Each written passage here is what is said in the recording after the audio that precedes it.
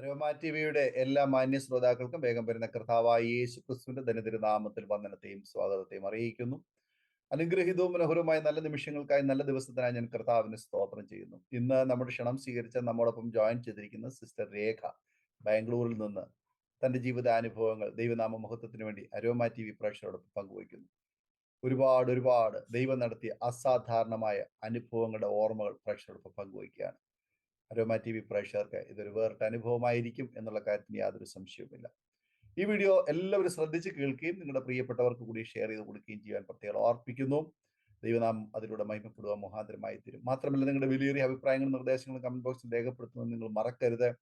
അതുപോലെ തന്നെ നിങ്ങൾക്കൊരു പ്രാർത്ഥനാ വിഷയമുണ്ട്, ഞങ്ങളുമായി പങ്കുവയ്ക്കാൻ നിങ്ങൾ ആഗ്രഹിക്കുന്നുവെങ്കിൽ സ്ക്രീനിൽ കാണുന്ന വാട്സപ്പ് നമ്പറിൽ ഞങ്ങളെ അറിയിച്ചാൽ ഞങ്ങൾ ആ വിഷയങ്ങൾക്ക് വേണ്ടി വിശേഷാൽ പ്രാർത്ഥിക്കുന്നു. സാക്ഷ്യം പറയുന്ന പ്രിയപ്പെട്ടവരോടൊപ്പം എല്ലാ തിങ്കളാഴ്ചയും രാത്രി 9 മണി മുതൽ ഓൺലൈനിലൂടെ നടക്കുന്ന പ്രാർത്ഥനാ കൂട്ടായ്മയിൽ നിങ്ങൾക്ക് സംബന്ധിക്കാവുന്നതാണ്. അതുപോലെ തന്നെ അരോമ ടി വി പബ്ലിഷ് ചെയ്ത ഒരുപാട് നല്ല സാക്ഷ്യങ്ങൾ നിങ്ങൾ ഇതുവരെ കേൾക്കാത്തത് ഒരുപക്ഷെ കാണുമായിരിക്കും. നിങ്ങൾ അതൊന്ന് കയറി കാണുക. തീർച്ചയായിട്ടും അത് പ്രേക്ഷകർക്ക് വേറിട്ടൊരു അനുഭവമായിരിക്കും എന്നുള്ള കാര്യത്തിന് യാതൊരു സംശയവുമില്ല. നാം എല്ലാവരും ശ്രദ്ധയോടെ പ്രാർത്ഥനയോടെയായിരിക്കുമ്പോൾ പ്രിയ സിസ്റ്റർ രേഖ തികഞ്ഞ സ്നേഹത്തോടും ആദരവോടും കൂടി അരോമ ടി വി പ്രേക്ഷകരോടൊപ്പം സമയം ചിലവഴിക്കുന്നതിനായിട്ട് ഞങ്ങൾ ക്ഷണിച്ചോളൂ. Praise Lord. ദൈവനാമത്തിന് മഹത്വം ഉണ്ടാവട്ടെ. എന്നെ സാക്ഷ്യമായി ഇവിടെ നിർത്തിയ ദൈവത്തിനും എനിക്ക് ഈ അവസരം നൽകിയ അരോമ ടി വിനും പാസ്റ്റർ ഡാനിയൽ ജോണിനും എൻ്റെ വന്ദനം അറിയിച്ചുകൊള്ളുന്നു. അതേപോലെ അരോമ ടി വി പ്രേക്ഷകർക്കും എൻ്റെ ഹൃദയം നിറഞ്ഞ വന്ദനം അറിയിക്കുന്നു. എൻ്റെ പേര് റീക്ക. ഞാൻ ബോൺ ആൻഡ് ബ്രോട്ടപ്പ് ഹൊസൂരിലാണ്. മാതാപിതാക്കൾ എല്ലാവരും കൂടി ഞങ്ങൾ ഇവിടെ ബാംഗ്ലൂരിലാണ് വസിക്കുന്നത്. ഞാനിപ്പോൾ കുടുംബമായിട്ട് ഹസ്ബൻഡ് ആൻ്റണി, മോൻ 7 വയസ്സായ മോനുണ്ട് എനിക്ക്, ഈത്തൻ. ഞങ്ങൾ ബാംഗ്ലൂരിൽ ദൈവകൃപയാൽ വസിക്കുന്നു. ദൈവത്തിന് സാക്ഷിയായി നിൽക്കാൻ ദൈവം ഇത്രത്തോളം ഇടയാക്കി. അതിനായി ഞാൻ നന്ദി പറയുന്നു. ഞങ്ങൾ ആക്ച്വലി ഒരു ഹിന്ദു ബാക്ക്ഗ്രൗണ്ടിൽ നിന്നാണ് ഞങ്ങൾ രക്ഷയിലേക്ക് വന്നത്. കടന്നു വന്നത് എങ്ങനെയാണെന്ന് വെച്ചാൽ, എൻ്റെ പാരൻസിനെ ആദ്യം തന്നെ ഞാൻ ഇൻട്രൊഡ്യൂസ് ചെയ്യാം. മമ്മിയും ഡാഡിയും എല്ലാം ഹിന്ദു ബാക്ക്ഗ്രൗണ്ടിൽ നിന്നാണ്. എൻ്റെ ബ്രദർ ആസ്മ രോഗിയായിരുന്നു. ദൈവം സൗഖ്യം നൽകി രക്ഷയിലേക്ക് നടത്തിയതാണ് ഞങ്ങളെ. ദൈവം ഒത്തിരി കാര്യങ്ങൾ, എൻ്റെ മാതാപിതാക്കളുടെ ഒത്തിരി സമ്പാദ്യം എൻ്റെ ബ്രദറിൻ്റെ ചികിത്സയ്ക്ക് വേണ്ടി കൊടുത്ത് എല്ലാവിടെയും പോയിട്ടുണ്ട്. ഈ ഹൈദരാബാദിൽ നിന്ന് ഫിഷ്, ലൈവ് ഫിഷിനെ വിഴുങ്ങാനൊക്കെ ആയിട്ട് അതിന് വരെ കൊണ്ടുപോയി. ദൈവം അവിടെ ഒന്നും സൗഖ്യം കിട്ടിയില്ല. അപ്പോൾ ദൈവത്തിനൊരു പദ്ധതി ഉണ്ടല്ലോ. അപ്പോൾ ആ പദ്ധതി അനുസരിച്ച് ഞങ്ങളുടെ ഒരു ഫാമിലി ഫ്രണ്ട് കാത്തലിക് ബാക്ക്ഗ്രൗണ്ടാണ് അവർ. അലക്സാണ്ടർ അങ്കിൾ എന്നാണ് ഞങ്ങൾ അലക്സ് എന്ന് വിളിക്കുക. അപ്പോൾ ആ അങ്കിളിൻ്റെ ഫാമിലി ഞങ്ങളോട് പറഞ്ഞു, ഹൊസൂരിൽ ആ 96-95 ഒരു കൺവെൻഷൻ മീറ്റിംഗ് അവിടെ ഉണ്ടായിരുന്നു. 3 days ബ്രദർ മോഹൻ സി ലാസ്രസും ടീമും അവിടെ വന്ന് ഒരു കൺവെൻഷൻ നടത്തുമായിരുന്നു. അപ്പോൾ അതിലേക്ക് ഞങ്ങളെ ദൈവം സഹായിച്ച് ദൈവം ഞങ്ങളെ കൊണ്ടുപോയി. ഇവരുടെ കൂട്ടത്തിൽ ഞങ്ങളെ കൊണ്ടുപോയി. അപ്പം ഞങ്ങൾക്ക് വലിയ ധാരണയൊന്നും ഇല്ല. ജീസസ് എന്താണ് എങ്ങനെയാണെന്നൊന്നും ആ സമയത്തൊന്നും അറിവൊന്നുമില്ല. പക്ഷെ മമ്മിക്കും ചേട്ടനൊക്കെ ഒരു ഇതുണ്ട്. മമ്മി ഒരു ക്രിസ്ത്യൻ സ്കൂളിലാണ് പഠിച്ചത്. അതുകൊണ്ട് മമ്മിക്ക് ഒത്തിരി താല്പര്യം ഉണ്ടായിരുന്നു. ഞങ്ങളും പഠിച്ചത് കോൺവെൻറ്റിലാണ്. അപ്പം ഞാൻ LKG പഠിക്കുന്നുള്ളൂ. ചേട്ടൻ ഏകദേശം 5th സ്റ്റാൻഡേർഡ് പഠിക്കുമായിരുന്നു ആ സമയത്ത്. എൻ്റെ ബ്രദറിൻ്റെ ജീവിതത്തിൽ ഡോക്ടേഴ്സ് വിധി എഴുതിയത് ഒരു ടീനേജൊക്കെ ആകുമ്പോഴേക്കും മരിച്ചു പോകും എന്നുള്ള വിധിയൊക്കെ എഴുതിയ സമയമായിരുന്നു. അപ്പം ഡോക്ടേഴ്സ് ഇങ്ങനെ പറഞ്ഞ സമയത്ത് അവർ ഞങ്ങളുടെ വിഷമം കണ്ട് ഞങ്ങളെ കൊണ്ടുപോയതാണ്. അപ്പം എൻ്റെ ബ്രദറൊക്കെ ഈ സൗഖ്യത്തിൻ്റെ ശുശ്രൂഷ നടക്കുമ്പോൾ ബ്രദർ രോഗികളായിരിക്കുന്നവർ മുമ്പോട്ട് വിളിച്ചു. അപ്പം എൻ്റെ ബ്രദർ ഫ്രണ്ടിൽ പോയി അങ്ങനെ പ്രാർത്ഥിച്ചുകൊണ്ടിരിക്കുമ്പോൾ താഴെ വീഴുകയും അങ്ങനത്തെ ഒരു എക്സ്പീരിയൻസ് ഉണ്ടാവുകയും തിരിച്ച് വീട്ടിലേക്ക് വരുമ്പോൾ അവിടെ നമ്മളെ അഡ്രസ്സൊക്കെ അവർ നോട്ട് ചെയ്യുമല്ലോ. അപ്പോൾ രോഗിയായിരിക്കുന്നവർ നിങ്ങൾക്ക് വേണ്ടി പ്രാർത്ഥിക്കാൻ നിങ്ങളുടെ അഡ്രസ്സ് തരും എന്നൊക്കെ പറഞ്ഞപ്പോൾ എൻ്റെ ബ്രദർ അഡ്രസ്സും പേരും ഒക്കെ കൊടുത്ത് അങ്ങനെ ഞങ്ങൾ കടന്ന് വീട്ടിലേക്ക് വന്നു. പക്ഷേ ആ ദിവസങ്ങളിൽ തന്നെ കുറച്ച് വ്യത്യാസമൊക്കെ ബ്രദറിന് ഫീൽ ചെയ്തു തുടങ്ങി. സാധാരണ ഒരു തൈര് കഴിക്കാൻ പറ്റില്ല, ഒരു പാല് കുടിക്കാൻ പറ്റില്ല, കഫക്കെട്ട് കാരണം ഛർദ്ദിക്കും, തീരെ വയ്യാതെയാവുന്നതും എക്സ്ട്രീം ആയിരുന്നു. ആസ്മ റിയാക്ഷൻ എക്സ്ട്രീം ലെവലിലായിരുന്നു എൻ്റെ ബ്രദറ് കടന്നുപോയിക്കൊണ്ടിരുന്നത് ആ സമയത്തൊക്കെ. അപ്പോ കടന്നു വന്ന സഹോദരന്മാരെല്ലാം ഞങ്ങൾക്ക് ഒത്തിരി പരിചയമുള്ള ആഹ്, ഞങ്ങളുടെ ഏരിയയിൽ തന്നെ കുറച്ച് പരിചയമുള്ള ഫേസസ് ഒക്കെ ഉണ്ടായിരുന്നു. അപ്പം ഡാഡിക്കും മമ്മിക്കും അങ്ങനെ എതിർപ്പോ അങ്ങനെ ഒന്നും ഉണ്ടായിരുന്നില്ല. പിന്നെ മെയിൻ എയിം എൻ്റെ പേരൻറ്സിന് എൻ്റെ മോന് സൗഖ്യം കിട്ടുന്നതായിരുന്നു. അതിനെന്തും ചെയ്യും എന്നുള്ള ആ അവസ്ഥയിലായിരുന്നു എൻ്റെ ഡാഡിയും മമ്മിയും ഉള്ളത്. ആ സമയത്ത് മമ്മി ഫീൽ ചെയ്ത് തുടങ്ങി. എന്തോ ഒരു മാറ്റമുണ്ട് എന്നൊക്കെ അറിഞ്ഞപ്പം പ്രാർത്ഥനയ്ക്ക് വന്നപ്പോൾ പ്രാർത്ഥിച്ചു. അവര് കടന്നുപോയി. പക്ഷെ മമ്മി ഇങ്ങനെ വീട്ടിലിരുന്ന് ടെസ്റ്റ് ചെയ്യുമായിരുന്നു. ചേട്ടന് ഒരു ചെറിയ ഗ്ലാസ്സിന് പാല് കൊടുക്കുക. ചേട്ടൻ ഛർദ്ദിക്കുന്നോ? ഇല്ല അത് അത് കഴിഞ്ഞ് എന്തെങ്കിലും റിയാക്ഷൻ ഉണ്ടാവുന്നുണ്ടോ എന്നൊക്കെ ശ്രദ്ധിച്ചുകൊണ്ടിരിക്കുമായിരുന്നു. പക്ഷെ ദൈവം സഹായിച്ച് ആ സമയത്തൊക്കെ നല്ലൊരു വിടുതലൊക്കെ കണ്ടപ്പം ചേട്ടൻ്റെ ഗുളികയെല്ലാം മമ്മി സ്റ്റോപ്പ് ചെയ്തു. അത് കഴിഞ്ഞ് അടുത്ത വിസിറ്റ് വന്നപ്പം ഞങ്ങളുടെ അവിടുത്തെ പാസ്റ്റർ വന്നു. പാസ്റ്റർ വന്ന് ഞങ്ങളുടെ വീട്ടിൽ പ്രാർത്ഥിക്കാനൊക്കെ കടന്നു വന്നപ്പം ഡാഡിക്ക് പരിചയമുള്ള പാസ്റ്റർ, ഡാഡിയും ആ പാസ്റ്ററും കൂടി ഒരുമിച്ച് അശോക് ലൈലാൻഡിൽ ജോലിയൊക്കെ ചെയ്തവരാ. പാസ്റ്റർ ശുശ്രൂഷയ്ക്ക് വേണ്ടി ജോലി വിട്ടു. എൻ്റെ ഡാഡി ബിസിനസ്സിന് വേണ്ടി ജോലി വിട്ടു. അങ്ങനെ ഒരു ഡാഡി ബിൽഡിംഗ് കോൺട്രാക്ടറാ. അപ്പം ഡാഡി അവിടുത്തെ സിവിലിൽ വർക്ക് ചെയ്തതാ. അപ്പോൾ ഡാഡി അങ്ങനെ ഒരു സാഹചര്യത്തിൽ അവര് രണ്ടുപേരും ഇങ്ങനെ 2 ദിക്കില് പോയീന്ന് പറയാം. പക്ഷെ ദൈവം സഹായിച്ച് അന്ന് ആ പാസ്റ്ററിനെ കണ്ടപ്പോൾ ഡാഡിക്ക് കുറച്ചും കൂടി ഓക്കെ. നമുക്ക് ഈ സഭയിലോട്ട് കടന്നു പോവാം. ഹൊസൂര് എന്ന് പറയുന്നത് തമിഴ്നാടിന്റെ ഒരു ബോർഡർ പ്ലേസ് ആണ്. അവിടെയൊക്കെ എങ്ങനെയെന്ന് വെച്ചാ നാട്ടിലത്തെ പോലെ പെന്തക്കോസ്ത് സഭ പോലെയല്ല. ഇവിടെ കുറച്ച് ഇൻഡിപെൻഡന്റ് ചേർച്ചസാ. അവിടെ ഗോൾഡ് യൂസ് ചെയ്യാം. ഒത്തിരി സ്ട്രിക്റ്റ് അല്ല. അങ്ങനെയുള്ള കാര്യങ്ങളായിരുന്നു. അപ്പൊ ദൈവം സഹായിച്ച് ഞങ്ങളുടെ കുടുംബത്തിലും അങ്ങനെ എതിർപ്പൊന്നും ഉണ്ടായിരുന്നില്ല. ബിക്കോസ് എല്ലാവർക്കും അറിയാം എത്രമാത്രം എൻ്റെ ബ്രദർ സഫർ ചെയ്തേന്ന്. അപ്പം ഫാമിലീസിലൊന്നും എതിർപ്പുണ്ടായിരുന്നില്ല. ഡാഡി വന്ന് ഞങ്ങളെ വന്ന് സഭയിലോട്ട് കടന്നു പോവാൻ ഡാഡി സമ്മതിച്ചു. ഞാനും മമ്മിയും ചേട്ടനും ആദ്യം ബ്രദർ വന്ന് ആ അങ്കിളുടെ കൂടെ ചേർച്ചിലോട്ട് പോവുമായിരുന്നു. പിന്നെ മമ്മി ഞാനും ചേട്ടൻ്റെ കൂടെ ഒരുമിച്ച് ഞങ്ങൾ ചേർച്ചിലേക്ക് കടന്നു പോവാനും ദൈവം സഹായിച്ചു. പിന്നെ ഡാഡി വന്നു. പിന്നെ അവർ ഒരുമിച്ച് സ്നാനപ്പെട്ടു. അങ്ങനെ ഞാൻ ഒരു ക്രിസ്ത്യൻ പ്രേയർഫുൾ ലൈഫിൽ തന്നെയാണ് എന്നെ വളർത്തിയത്. പക്ഷേ എൻ്റെ ബ്രദറിൻ്റെ ലൈഫും കുഴപ്പമില്ലാണ്ട് പോയി. ദൈവം സഹായിച്ചു. ഞാൻ ഒരു 10th ഗ്രേഡ് എൻ്റെ ബ്രദറൊക്കെ ആ സമയത്ത് വർക്ക് ചെയ്യുമായിരുന്നു. ഹൈദരാബാദിൽ വർക്ക് ചെയ്തുകൊണ്ടിരിക്കുന്ന സമയം എൻ്റെ 10th പബ്ലിക് എക്സാം ആണ്. ആ സമയത്ത് എന്നെ എൻ്റെ വീട്ടിലുള്ള സാഹചര്യം ഞാനും മമ്മിയും ഡാഡിയും മാത്രമേ ഉള്ളൂ. എക്സാമിന് ഞാൻ ലാസ്റ്റ് ടൈം പഠിക്കുന്ന ഉള്ള ആവറേജ് സ്റ്റുഡൻറ്റാ. ഫസ്റ്റ് ടൈം മുൻകൂട്ടി പഠിച്ചു വെക്കുന്നത് അങ്ങനത്തെ ഒരു സ്വഭാവമൊന്നും അങ്ങനെ പഠിച്ചാലും എനിക്ക് ഓർമ്മയിൽ നിൽക്കത്തില്ല എന്ന് പറഞ്ഞ് ഞാൻ അങ്ങനെ പഠിക്കാത്ത കൂട്ടത്തിലാ. അപ്പോൾ എൻ്റെ സയൻസ് എക്സാമിൻ്റെ തലേ ദിവസം ഞങ്ങളുടെ വീട്ടിൽ വാട്ടർ ക്യാൻ ഡിസ്പെൻസർ മമ്മി പിടിക്കും. ഡാഡി വാട്ടർ ബിസ്ലറി ക്യാനിന് അവിടെ ഫിറ്റ് ചെയ്യാനായിട്ട് ഡാഡി നോക്കും. അങ്ങനെ അങ്ങനെ ചെയ്തുകൊണ്ടിരിക്കുമ്പോൾ ഡാഡിൻ്റെ കയ്യിൽ നിന്ന് സ്ലിപ്പായി എൻ്റെ മമ്മിയുടെ കാലിൽ വീണ് കാലിൻ്റെ വിരൽ മുറിഞ്ഞു. അന്നത്തെ ദിവസം മമ്മിയുടെ ഹോസ്പിറ്റലിൽ മമ്മിക്ക് കാലിൽ സ്റ്റിച്ച് ഇടുന്നത് അങ്ങനത്തെ കാര്യം പോയി. മമ്മിക്ക് നടക്കാൻ പറ്റില്ല. ഇനി കുറച്ച് ദിവസത്തേക്ക് മമ്മിക്ക് നടക്കാൻ പറ്റില്ല. മമ്മി ഫുള്ളി ബെഡ് റിഡൻ ആയിട്ട് ഡ്രസ്സിംഗ് ഒക്കെ ചെയ്ത് അങ്ങനെ ഇരിക്കണം എന്ന് പറഞ്ഞ ആ സമയത്ത് എൻ്റെ എക്സാമിൻ്റെ പഠിത്തം അവിടെ വെച്ച് മുടങ്ങി. അത് കഴിഞ്ഞ് എനിക്കറിയില്ല എങ്ങനെ മുമ്പോട്ട് പോകും. അത് എക്സാമിൻ്റെ സ്റ്റാർട്ടിങ് സമയമാണ്. ഈ 10th പബ്ലിക് എക്സാമിൻ്റെ സ്റ്റാർട്ടിങ് സമയത്തിലാണ് 2 എക്സാം എന്തോ കഴിഞ്ഞിട്ടുള്ളൂ. അത് കഴിഞ്ഞിട്ടാണ് സയൻസ് എക്സാം സ്റ്റാർട്ട് ചെയ്തത്. അത് കഴിഞ്ഞ് എങ്ങനെ പഠിക്കുമെന്നൊന്നും ഒരു ഒരു അറിയില്ല. ബിക്കോസ് ഫാമിലീൻ്റെ ആരും മമ്മീനെ ടേക്ക് കെയർ ചെയ്യാനില്ല. അപ്പൊ അങ്ങനെയുള്ള സമയത്ത് ആ എക്സാംസ് ഒക്കെ ഞാൻ എഴുതി. ദൈവകൃപയാൽ ഞാൻ എഴുതി. പക്ഷേ റിസൾട്ട് വരുന്ന രാവിലെ എന്നെ എൻ്റെ ബ്രദർ വിളിച്ച് പറഞ്ഞു, "സാരമില്ല, തോറ്റാലും കുഴപ്പമില്ല. നീ വിഷമിക്കരുത്. നീ ഡിപ്രഷനിൽ പോവരുത്." ഇങ്ങനത്തെ ഒരു വാക്കൊക്കെ കേട്ടപ്പോൾ ഞാനിങ്ങനെ സങ്കടപ്പെട്ടു. പിന്നെ ഡാഡി ജോലിക്ക് പോകുന്ന സമയത്ത് ഡാഡി എന്നെ വിളിച്ചിട്ട്, "കുഴപ്പമില്ല മോളെ, നീ ഫെയിൽ ആയാലും ഒന്നും വിഷമിക്കരുത്. നമുക്കത് വേറെ എന്തെങ്കിലും നമുക്ക് പഠിക്കാം." ഇങ്ങനെ എല്ലാവരും റിസൾട്ട് വരുന്നതിന് മുമ്പേ എന്നെ എല്ലാവരും കംഫർട്ട് ആശ്വസിപ്പിക്കാനൊക്കെ നോക്കിയപ്പോൾ ഞാൻ തകർന്നു. എൻ്റെ ദൈവമേ! എന്നെക്കുറിച്ച് ഇത്രയാണല്ലോ ഇവരൊക്കെ വിചാരിച്ചിരിക്കുന്നെ.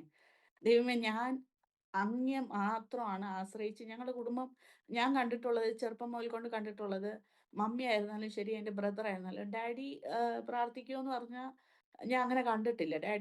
ഡാഡി പ്രാർത്ഥിക്കുന്നത് ഡാഡി ചുമ്മാ പ്രാർത്ഥിക്കും. ദിവസം പ്രാർത്ഥിക്കും. ദിവസം ബൈബിൾ വായിക്കുകയൊക്കെ ചെയ്യുവാണെങ്കിലും അത്രയും ആത്മീയത്തിൽ അങ്ങനെ അടുത്ത് വന്ന ആ സമയമല്ല ഡാഡീൻ്റെ. പക്ഷേ എൻ്റെ മമ്മിയും ചേട്ടനും ഒത്തിരി പ്രാർത്ഥിക്കുന്ന കൂട്ടരാ. അപ്പൊ മമ്മി എല്ലാ ട്യൂസ്ഡേ, ഫ്രൈഡേ ഒക്കെ അവിടെ ലേഡീസ് മീറ്റിംഗ് നടക്കുന്നതിൽ എല്ലാ മീറ്റിംഗ്സിൽ പോവും. പിന്നെ ഞങ്ങൾക്ക് അവിടെ തമിഴ്നാട്ടിൽ എങ്ങനെയാന്ന് വെച്ചാൽ ഈ പബ്ലിക് ഹോളിഡേയ്സ് ഒക്കെ ഫാസ്റ്റിംഗ് പ്രയർ ഉണ്ടാവും. അപ്പൊ എല്ലാ ഫ്രണ്ട്സും അവിടെ കളിച്ചോണ്ടിരിക്കുമ്പോ മമ്മി ഞങ്ങളെ പ്രാർത്ഥനയ്ക്ക് കൊണ്ടുപോകുന്ന ആ സാഹചര്യവാ ഉണ്ടായിട്ടുള്ളെ. അപ്പൊ ചെറുപ്പത്തിലൊക്കെ അങ്ങനെ പോയി ഇരിക്കും. പിന്നെ ഞങ്ങളുടെ പാസ്റ്ററിന്റേല് ഒരു കാര്യം ഞാൻ ശ്രദ്ധിച്ചിട്ടുള്ളത് ബൈബിൾ മാത്രം പറയത്തില്ല, അനുഭവ സാക്ഷ്യങ്ങളും പറയും ഇടയ്ക്ക്. സോ എന്നെയൊക്കെ എങ്ങനെ വിശ്വാസത്തിൽ ബലപ്പെടുത്തിയെന്ന് വെച്ചാൽ ഈ അനുഭവ സാക്ഷ്യങ്ങളാണ് എന്നെ ബലപ്പെടുത്തി എനിക്ക് എൻ്റെ ഒരു ഡൗൺ സിറ്റുവേഷനിൽ ഇന്നാർക്ക് ഇന്നത് നടന്നെങ്കിൽ എനിക്കും നടക്കും. അങ്ങനെ പ്രാർത്ഥിച്ചു വന്നതാ. എൻ്റെ ചേട്ടൻ്റെ ജീവിതത്തിലാണെങ്കിലും ഓരോരോ കാര്യം ഒരു ബൈക്കാണെങ്കിലും, ഒരു ലാപ്ടോപ്പ് ആണെങ്കിലും, എന്ത് വാങ്ങിക്കുകയാണെങ്കിലും ആദ്യം ചേട്ടൻ വന്ന് ഫസ്റ്റ് ഫാസ്റ്റിംഗ് പ്രയറിൽ പോകും. പ്രയർ ഒക്കെ കഴിഞ്ഞതിന് ശേഷമാ ഡാഡിയും മമ്മീൻ്റെ അടുത്ത് വന്ന് ചോദിക്കുന്നത്. അപ്പൊ ഞാൻ കണ്ടപ്പോ ഇത് എനിക്കൊരു അത്ഭുതവാ. ചേട്ടൻ പ്രാർത്ഥിക്കും, അത് കഴിഞ്ഞ് പോയി ചോദിക്കും, പിന്നെ കിട്ടുകയും ചെയ്യും. അങ്ങനെ ഞാൻ കണ്ടു വളർന്നതാ. അപ്പൊ എനിക്ക് എൻ്റെ ചോദ്യം, കർത്താവേ ഞാൻ ഈ 10ാം ക്ലാസ് എക്സാമിന് ഞാൻ പാസ്സാവും. ഞാൻ അങ്ങയെ മാത്രമാണ് വിശ്വസിച്ചിരിക്കുന്നത്. ഒരു 11, 11:30 ആയപ്പം റിസൾട്ട് വന്നു. റിസൾട്ട് വന്നപ്പം ദൈവം സഹായിച്ച് എന്നെ ഫസ്റ്റ് ക്ലാസ്സിൽ 72%ല് ദൈവം എന്നെ അത്ഭുതകരമായി എന്നെ പാസ് ചെയ്യാൻ വെച്ചു. അത് ആ 82 ആ എക്സാമില് എൻ്റെ മമ്മിക്ക് തീരെ ബാക്കിയുള്ള എക്സാമിന് എങ്ങനെയെങ്കിലുമൊക്കെ പഠിക്കുംന്ന് പറയാം. പക്ഷേ ആ സയൻസ് എക്സാം തീരെ പഠിച്ചിട്ടില്ല. അതില് 82 മാർക്സ് വാങ്ങിച്ച് ഔട്ട് ഓഫ് 100 82 വാങ്ങിക്കാൻ ദൈവം സഹായിച്ചു.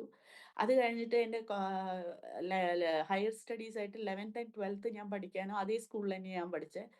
Saint Joseph higher secondary school ഹൊസൂറിലുള്ളത്. അതൊരു കോൺവെന്റ് ആണ്. മദേഴ്സ് നടത്തുന്ന ഒരു സ്കൂളാണ്. അപ്പൊ ഞാൻ അതിലൊക്കെ പഠിക്കുമ്പം 11th 12th എൻ്റെ ഹെൽത്ത് ഡിറ്റോറിയേറ്റ് ആവുമായിരുന്നു. എപ്പോ നോക്കിയാലും ഞാനൊരു ടവലും പിടിച്ച് നടക്കുന്നുണ്ടാവും.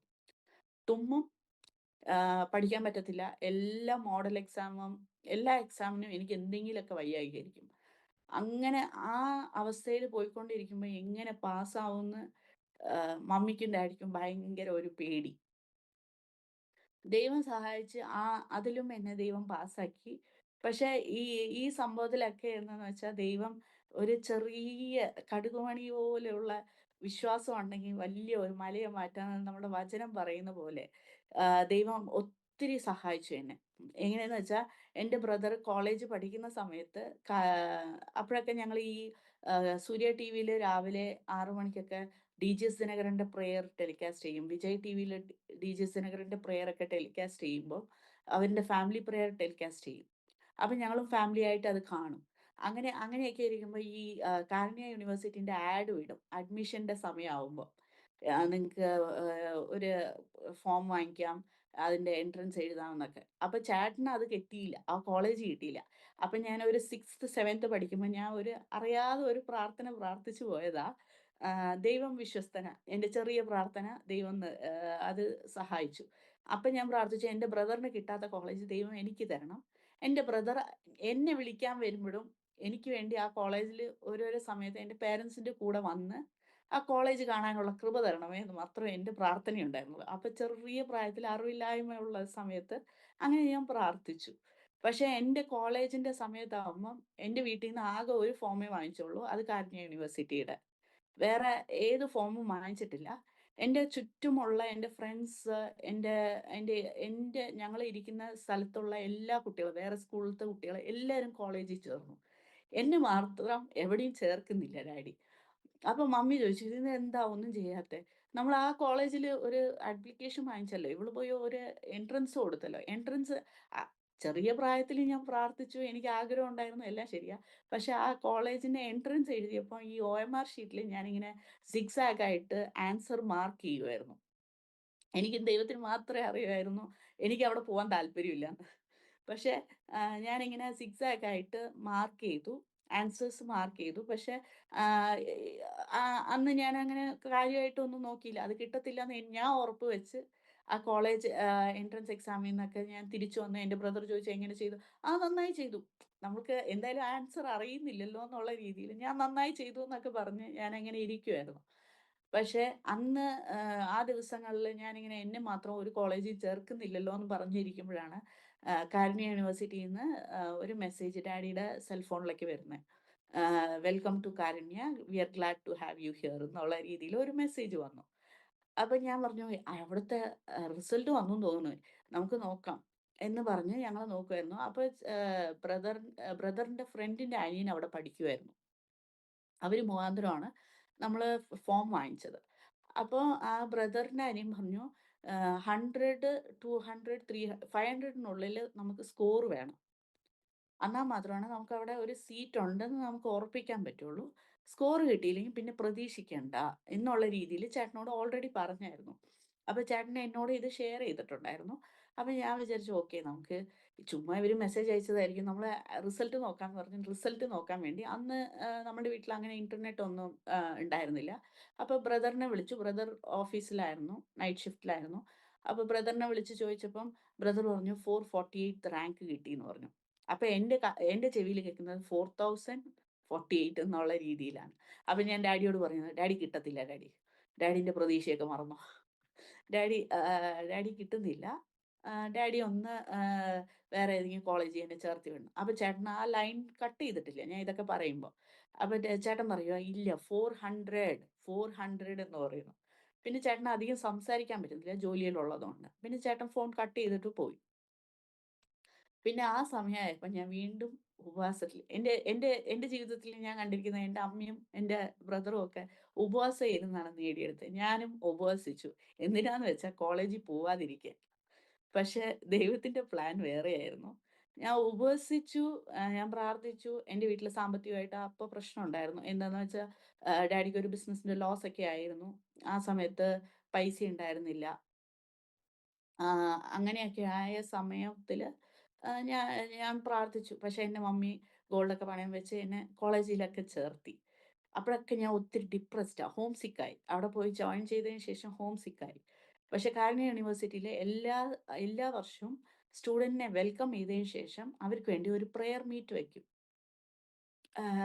അപ്പോൾ പ്രെയർ മീറ്റ് ഒരു മിസ്ബ പ്രെയർ മീറ്റായിരുന്നു. അപ്പോൾ അത് വെച്ചപ്പോൾ ഞാനും പോയിരുന്നു. നമുക്കറിയുന്നത് ഒന്ന് മാത്രമേ ഉള്ളൂ, ദൈവസന്നിധിയിൽ വായിട്ട് കരയുക. മാതാപിതാക്കളിനോട് വായിട്ട് കരഞ്ഞാലും ചില കാര്യങ്ങൾ നടക്കത്തില്ല. കുറച്ചൊക്കെ സ്ട്രിക്റ്റ് ആയിരുന്നു വീട്ടിൽ ആ സമയത്ത്. അപ്പോൾ ഞാന് "എന്നെ എന്തിനാ കർത്താവേ ഇവിടെ കൊണ്ടുവന്നേ? എന്നെ എന്തിനാ ഇവിടെ കൊണ്ടുവന്നേ?" എന്ന് പറഞ്ഞ് ഞാൻ ഇങ്ങനെ പ്രാർത്ഥിക്കുമായിരുന്നു. പിന്നെ അവസാനം പ്രാർത്ഥന വചനം എല്ലാം പറഞ്ഞ് എല്ലാം കഴിഞ്ഞതിന് ശേഷം നമുക്ക് വേണ്ടി ഇൻഡിവിജ്വലായിട്ട് പ്രാർത്ഥിക്കും. അവിടുത്തെ സാറുമാര് എല്ലാരും മിക്ക സാറുമാരും ക്രിസ്ത്യൻ സാഴ്സാണ്. അവരെല്ലാരും വചനം പ്രീച്ച് ചെയ്യും ഞങ്ങളുടെ ഡെയിലി അസംബ്ലിയിലൊക്കെ. അപ്പൊ അവര് എല്ലാ കൃപാവരങ്ങളൊക്കെ ഉള്ള സാറുമാരാ. ഒത്തിരി പേര് മിനിസ്ട്രി ആസ് വെൽ ആസ് പഠിപ്പിക്കൽ അങ്ങനെയാണ് കൂടുതല്. അപ്പൊ അവിടെ ഒരു സാറ് തോമസ് സാർ എന്ന് പറഞ്ഞ അപ്പൊ ഞാനിങ്ങനെ ഫ്രണ്ടിൽ പോയി നിൽക്കുവാണ്. സാറിന്റെ സാറിന്റെ ഫ്രണ്ടിൽ പോയി നിൽക്കുവാണ്. അപ്പൊ സാർ പ്രാർത്ഥിച്ചിട്ട് എൻ്റെ അടുത്ത് പറഞ്ഞ ഒരു വചനം Jeremiah 29:11 for I know the plans to prosper you not to harm you എന്ന് പറഞ്ഞ് വന്നപ്പം I have plans for you to improve your faith, to give you hope and faith എന്ന് പറഞ്ഞ് എനിക്ക് ആ വചനം പറഞ്ഞപ്പോൾ എനിക്ക് ഒത്തിരി തൊട്ടു. ബിക്കോസ് ഞാനിങ്ങനെ പ്രാർത്ഥിക്കുന്ന ദൈവമേ എന്തിനാ എന്നെ ഇവിടെ കൊണ്ടുവന്നേ? അപ്പോഴാണ് ആ പാസ്റ്റർ കൃപാവരം ഇതായ പാസ്റ്ററാണ്. അപ്പോഴാണ് പാസ്റ്റർ പറഞ്ഞത്, "നീ ഒരു കാലത്ത് ഈ കോളേജിൽ വരണം നീ പ്രാർത്ഥിച്ചിട്ടുണ്ട്. അതുകൊണ്ടാ ദൈവം ഇവിടെ കൊണ്ടുവന്ന് എത്തിച്ചേന്ന്" പറഞ്ഞു. അപ്പൊ ഞാൻ ഇരുന്ന് അന്നും എനിക്ക് ഓർമ്മയൊന്നുമില്ല. ഞാൻ ചേട്ടൻ്റെ കോളേജിൽ കിട്ടുമ്പം ഞാൻ അത് പ്രാർത്ഥിച്ചതൊന്നും എനിക്ക് ഓർമ്മയില്ല. ഈ പാസ്റ്റർ ഇങ്ങനെ എൻ്റെ ബാക്ക്വേർഡ് ലൈഫിൻ്റെ ആ ഒരു 6ാം ക്ലാസ്സൊക്കെ പഠിച്ച സമയത്തുള്ള പ്രാർത്ഥനയെക്കുറിച്ച് പറഞ്ഞപ്പോഴാണ് എനിക്കും ഓർമ്മ വന്നത്. ശരിയാണല്ലോ ഞാനിങ്ങനെ പ്രാർത്ഥിച്ചിട്ടുണ്ട്. അന്ന് റൂമിൽ പോയിട്ട് ഞാൻ ഒത്തിരി ദൈവമേ ആദ്യമായിട്ടാണ് ഞാൻ ഇങ്ങനെ ദൂതൊക്കെ കേൾക്കുന്നത്. അപ്പൊ ഞാന് എൻ്റെ കർത്താവേ ഞാൻ വായിച്ചിരിക്കുന്ന ഈ ദൂതൊക്കെ ഓൺലി ഫോർ ബൈബിൾ. എൻ്റെ ചിന്തയിൽ അത്രയേ ഉണ്ടായിരുന്നുള്ളൂ. ബൈബിളിൽ അന്നത്തെ കാലത്തിൽ വലിയ പ്രോഫിറ്റ്സ് ഒക്കെ ഉണ്ടായിരുന്നു. അവര് ദൈവത്തോട് സംസാരിക്കും. പക്ഷേ പിന്നെ ഞാൻ എൻ്റെ സാറുമാരിനെയൊക്കെ കാണുമ്പോൾ കൃപാവരമൊക്കെ കിട്ടിയ സാറുമാരാണല്ലോ പഠിപ്പിക്കുന്നതെന്നൊക്കെ പറഞ്ഞ് ഞാനിങ്ങനെ ഇത് ചെയ്യുമായിരുന്നു. പക്ഷേ ഇടയ്ക്ക് വെച്ച് ഞാനും വഴിതെറ്റി പോവാൻ തുടങ്ങി. ചേർച്ച് എന്ന് പറയാൻ അവിടെ ഒന്നുമില്ല. ഞങ്ങളുടെ ചുറ്റുവട്ടത്ത് ഈ പ്രെയർ മീറ്റിംഗ് ആയിട്ട് ഞങ്ങളുടെ ഹാളിൽ തന്നെ, അസംബ്ലി ഹാളിൽ തന്നെ അവര് എല്ലാ സൺഡേ സർവീസ് നടത്തുമായിരുന്നു. അപ്പൊ അങ്ങനെയൊക്കെ ആയിരിക്കുമ്പോ നമ്മളുടെ കൂട്ടത്തിലിരിക്കുന്ന കാത്തലിക് ഫ്രണ്ട്സ് അവരൊക്കെ പറയും, "ഓ, ഇതിനാണോ നിങ്ങളൊക്കെ പോകുന്നേന്ന്" പറഞ്ഞ് ഒരു കളിയാക്കലൊക്കെ കളിയാക്കും. അപ്പൊ എന്നെ അത് എവിടെയോ ടച്ച് ചെയ്തു. "ഇതിനെന്തിനാ പോകുന്നെ? ഇത് പള്ളി പോലുമില്ല." അവര് കളിയാക്കുന്നത് ഇത് പള്ളി പോലും അല്ല. "ഇതിലൊക്കെയാണല്ലോ നിങ്ങൾ പോകുന്നെ." അങ്ങനെ എന്തോ ഒരു ചുമ്മാ എന്റെ ഫ്രണ്ട്സ് വെറുതെ പറഞ്ഞ കാര്യവാ. പക്ഷെ അത് എന്നെ എവിടെയോ തൊട്ടു. അനാവശ്യമായി പിശാച് കൊണ്ടുവന്ന് ഇട്ട കുറച്ച് ചിന്തകൾ കാരണം ഞാൻ ബാക്ക്വേർഡ് അടിക്കാൻ തുടങ്ങി. അന്ന് മുതല് ഞാൻ അപ്പഴും ഞാൻ സ്നാനപ്പെട്ടിട്ടില്ല. അപ്പോ ഇങ്ങനെയായി. അതിന്റെ ഇടയ്ക്ക് സ്നാനപ്പെടാൻ വേണ്ടി ചേർച്ചിൽ നിന്നെല്ലാം ചോദിക്കും. "മോള് ഇപ്പം കോളേജിലേക്കൊക്കെ പോകുന്നില്ലേ? സ്നാനപ്പെടുന്നില്ലേ?" എന്നൊക്കെ ചോദിക്കുമ്പോ ഞാന് മമ്മിയോട് വന്ന് പറയും, "പാസ്റ്റർ ഇങ്ങനെ ചോദിച്ചു" എന്നൊക്കെ പറയും. അപ്പം മമ്മി പറയും, മമ്മി എന്താന്ന് വെച്ചാൽ മമ്മിയുടെ സിസ്റ്ററുമായിട്ട് എല്ലാം ഡിസ്കസ് ഒക്കെ ചെയ്യുന്ന സമയം. ഞങ്ങൾ ഫാമിലി ആയിട്ടാ അങ്ങനെ ചെയ്യുന്നത്. അപ്പം അവരൊക്കെ പറയും, "നിങ്ങളോ ക്രിസ്തുവെ നോക്കിപ്പോയി. ഇനി ആ മോളെ കല്യാണം കഴിച്ചു കൊടുക്കുമ്പോ എങ്ങനെ കഴിച്ചു കൊടുക്കും?" അങ്ങനെ കുറച്ച് വാഗ്വാദങ്ങളൊക്കെ ഉണ്ടായിരുന്നു.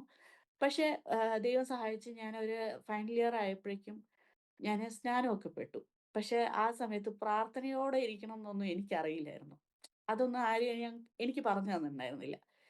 എൻ്റെ ഒരു 6th സെം ആയപ്പോഴേക്കും ആ സെമ്മില് ഫുൾ സബ്ജക്റ്റിന് ഞാൻ ഫെയിലായി. ഒരു 8 സബ്ജക്റ്റ് ഉണ്ടായിരുന്നു. ഒരു സബ്ജക്റ്റിൽ എന്തോ പാസ്സായി. 7 സബ്ജക്റ്റ് ഫെയിലായി. ഞാൻ ഫുൾ തകർന്നു. കർത്താവേ! ഇതിനാണോ എന്നെ കൊണ്ടുവന്നേ? ഇതിനാണോ for I know the plans I have for you എന്ന് പറഞ്ഞ് എനിക്ക് വാഗ്ദത്തം തന്നേ? എന്ന് പറഞ്ഞ് ഞാൻ ഒത്തിരി കരഞ്ഞ ദിവസങ്ങളുണ്ട്. ബിക്കോസ് ഒരു പെൺകുട്ടിയായിട്ട് ഫെയിലായ ബാക്കിയുള്ളവരുടെ നോട്ടം എല്ലാം ഒരുപോലെ ആവണമെന്നില്ല.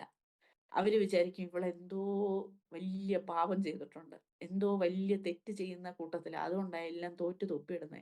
ആ ആ രീതിയിലുള്ള ഒരു നോട്ടവും അക്യൂസേഷനും ടീച്ചേഴ്സ് ആണെങ്കിലും നമ്മളെ ഒരുമാതിരി നോക്കുന്നത്, ഇവൾക്ക് വല്ല എന്തെങ്കിലും ചുറ്റിക്കളിയുണ്ടോ? ആ രീതിയിലൊക്കെ നോക്കുമ്പോ നമുക്ക് ഒത്തിരി നമ്മള് ഡൗൺ ആവും. അപ്പൊ ഞാൻ ഒത്തിരി സങ്കടപ്പെട്ടിട്ടുണ്ട്. ബിക്കോസ് നമ്മള് ഈ അരിയർ എക്സാമിന് പോകുമ്പം കൂടുതൽ ആൺകുട്ടികളായിരിക്കും. പെൺകുട്ടികൾ കുറവായിരിക്കും. 1 2 സബ്ജക്റ്റിൽ ഉണ്ടാവുന്നത്. പക്ഷെ എൻ്റെ ഈ നമ്മള് എഴുതുമ്പം ഒരു 750,000 റുപ്പീസ് നമ്മൾ അടയ്ക്കണം. തോറ്റ സബ്ജക്റ്റിന്റെ പൈസയും അടയ്ക്കണം. ഇപ്പൊ എഴുതാൻ പോകുന്ന സബ്ജക്റ്റിന്റെ എക്സാം ഫീയും കൊടുക്കണം.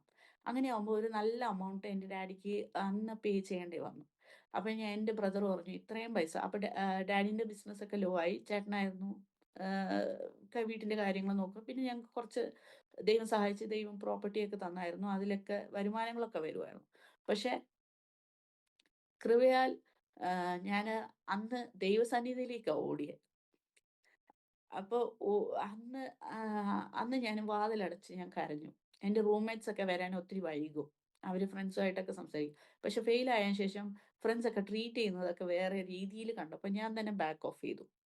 അവന്റെ കൂട്ടത്തിലൊന്നും നിൽക്കാതെ ഞാൻ കോളേജ് വിട്ട പാടെ ഞാൻ വേഗം വന്ന് റൂമിലിട്ട് വാതിലടച്ച് ഞാൻ ഇരുന്ന് എന്താണ് സോങ് നല്ല ഫോണിൽ നല്ല ഹൈ വോളിയൂമിൽ വെച്ചിട്ട് ഞാൻ ഇരുന്ന് കരയും. പുറത്ത് സൗണ്ട് കേൾക്കാതിരിക്കാൻ. എന്നിട്ട് ഞാൻ ദൈവത്തോട് പറഞ്ഞിട്ടുള്ള കാര്യമാണ്, "കർത്താവേ എനിക്കറിയില്ലപ്പാ. ഞാൻ എങ്ങനെ ഇത്രയും സബ്ജക്റ്റ് പാസ്സാവുംന്ന്" പറഞ്ഞിട്ട്. അപ്പൊ അതേപോലെ ഞാൻ എഴുതി. എന്താണ് ഡയറിയിൽ എഴുതി വെച്ചു. "എനിക്ക് നീയല്ലാതെ വേറെ ആരുമില്ല. I have no one other than U."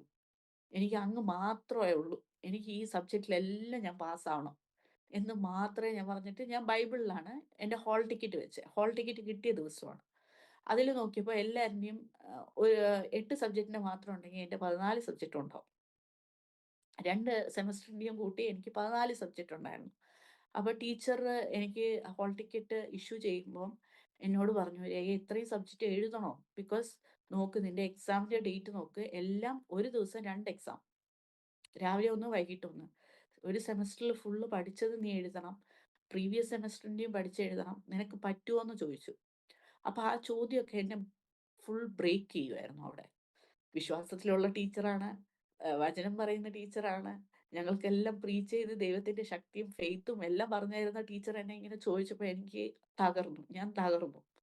അപ്പൊ ഞാന് ദൈവസന്നിധിയിൽ പോയി ഞാൻ ഒത്തിരി കരഞ്ഞു. കർത്താവേ, ഞാൻ എന്ത് ചെയ്യും? ഇനി എന്ത് ചെയ്യും? ഇത്രയും കാലം എന്നെ നടത്തി. എനിക്ക് അപ്പോഴൊക്കെ എനിക്ക് നല്ല, ബിക്കോസ് ഞാൻ പഠിക്കാതെ സയൻസിൽ വരെ 82 മാർക്സ് തന്ന ദൈവമാ. അപ്പൊ എനിക്ക് ഇതിലും തരണം. അന്ന് ഞാനിങ്ങനെ യാക്കോബിനെ പോലെ ദൈവത്തിന്റെ അടുത്ത് ഫൈറ്റ് ചെയ്യുന്ന പോലെയായിരുന്നു. അങ്ങ് അനുഗ്രഹിക്കാണ്ട് ഞാൻ വിടത്തില്ല എന്നുള്ള രീതിയിൽ ഞാൻ അന്നൊക്കെ ഇരുന്ന് കരഞ്ഞിട്ടുണ്ട്. ഓരോരോ പേജ് പഠിക്കുമ്പോഴും ഞാൻ പറയും, കർത്താവേ എനിക്കൊന്നും മനസ്സിലാവുന്നില്ല. പക്ഷെ ഞാൻ ഇത് വായിച്ചു വിടും. എന്നെ സഹായിക്കണം എന്ന് മാത്രം പറഞ്ഞ് ഞാൻ ഇങ്ങനെ പഠിച്ചോണ്ടിരുന്നു. റിസൾട്ട് വരുന്നതിന് മുമ്പായിട്ട് അതിന്റെ ഇടയ്ക്ക് സ്റ്റഡി ഹോളിഡേന് വീട്ടിലേക്ക് വന്നു. തിരിച്ചു പോകുമ്പോ എന്റെ ബ്രദർ എന്നോട് ചോദിച്ചു, "നീ എത്ര ബസ് ഇങ്ങനെ കയറ്റി വിടണോ ആവോ? ഇത്രയും സബ്ജക്റ്റിൽ തോറ്റില്ലേ നീ?" എന്ന് പറഞ്ഞിട്ട് ചേട്ടൻ ഒരു കളിയാക്കുന്ന പോലെ പറഞ്ഞു. പക്ഷെ അത് എന്നെ ഹേർട്ട് ചെയ്തു. അവര് ചുമ്മാ നമ്മളുടെ മൂഡ് ലൈറ്റ് ചെയ്യാൻ വേണ്ടി ഒരു ജോക്കായിട്ട് പറഞ്ഞതായിരിക്കും. പക്ഷെ നമുക്കത് ഒത്തിരി ഹേർട്ടാവും. പക്ഷെ എല്ലാ സമയത്തും എനിക്ക് പ്രാർത്ഥനയായിരുന്നു എന്റെ ഏക ബലം. വാതിലടച്ച് കരഞ്ഞ് പ്രാർത്ഥിക്കുന്ന ആ ഒരു പ്രകൃതമാ. വെളിയില് ചിരിച്ച് കാണിച്ചാലും ഉള്ളില് കരയുന്നത് നമ്മള് ദൈവത്തോട് മാത്രമേ കരയാൻ പാടുള്ളൂ എന്നൊരു ഉറപ്പുണ്ടായിരുന്നു. ആ സമയത്തൊക്കെ ഞാൻ പോയിട്ട് പ്രാർത്ഥിക്കുമ്പോ വാക്കുകളൊന്നും വരില്ല. കരച്ചില് മാത്രമേ വരുണ്ടായിരുന്നുള്ളൂ. ദൈവം സഹായിച്ചു.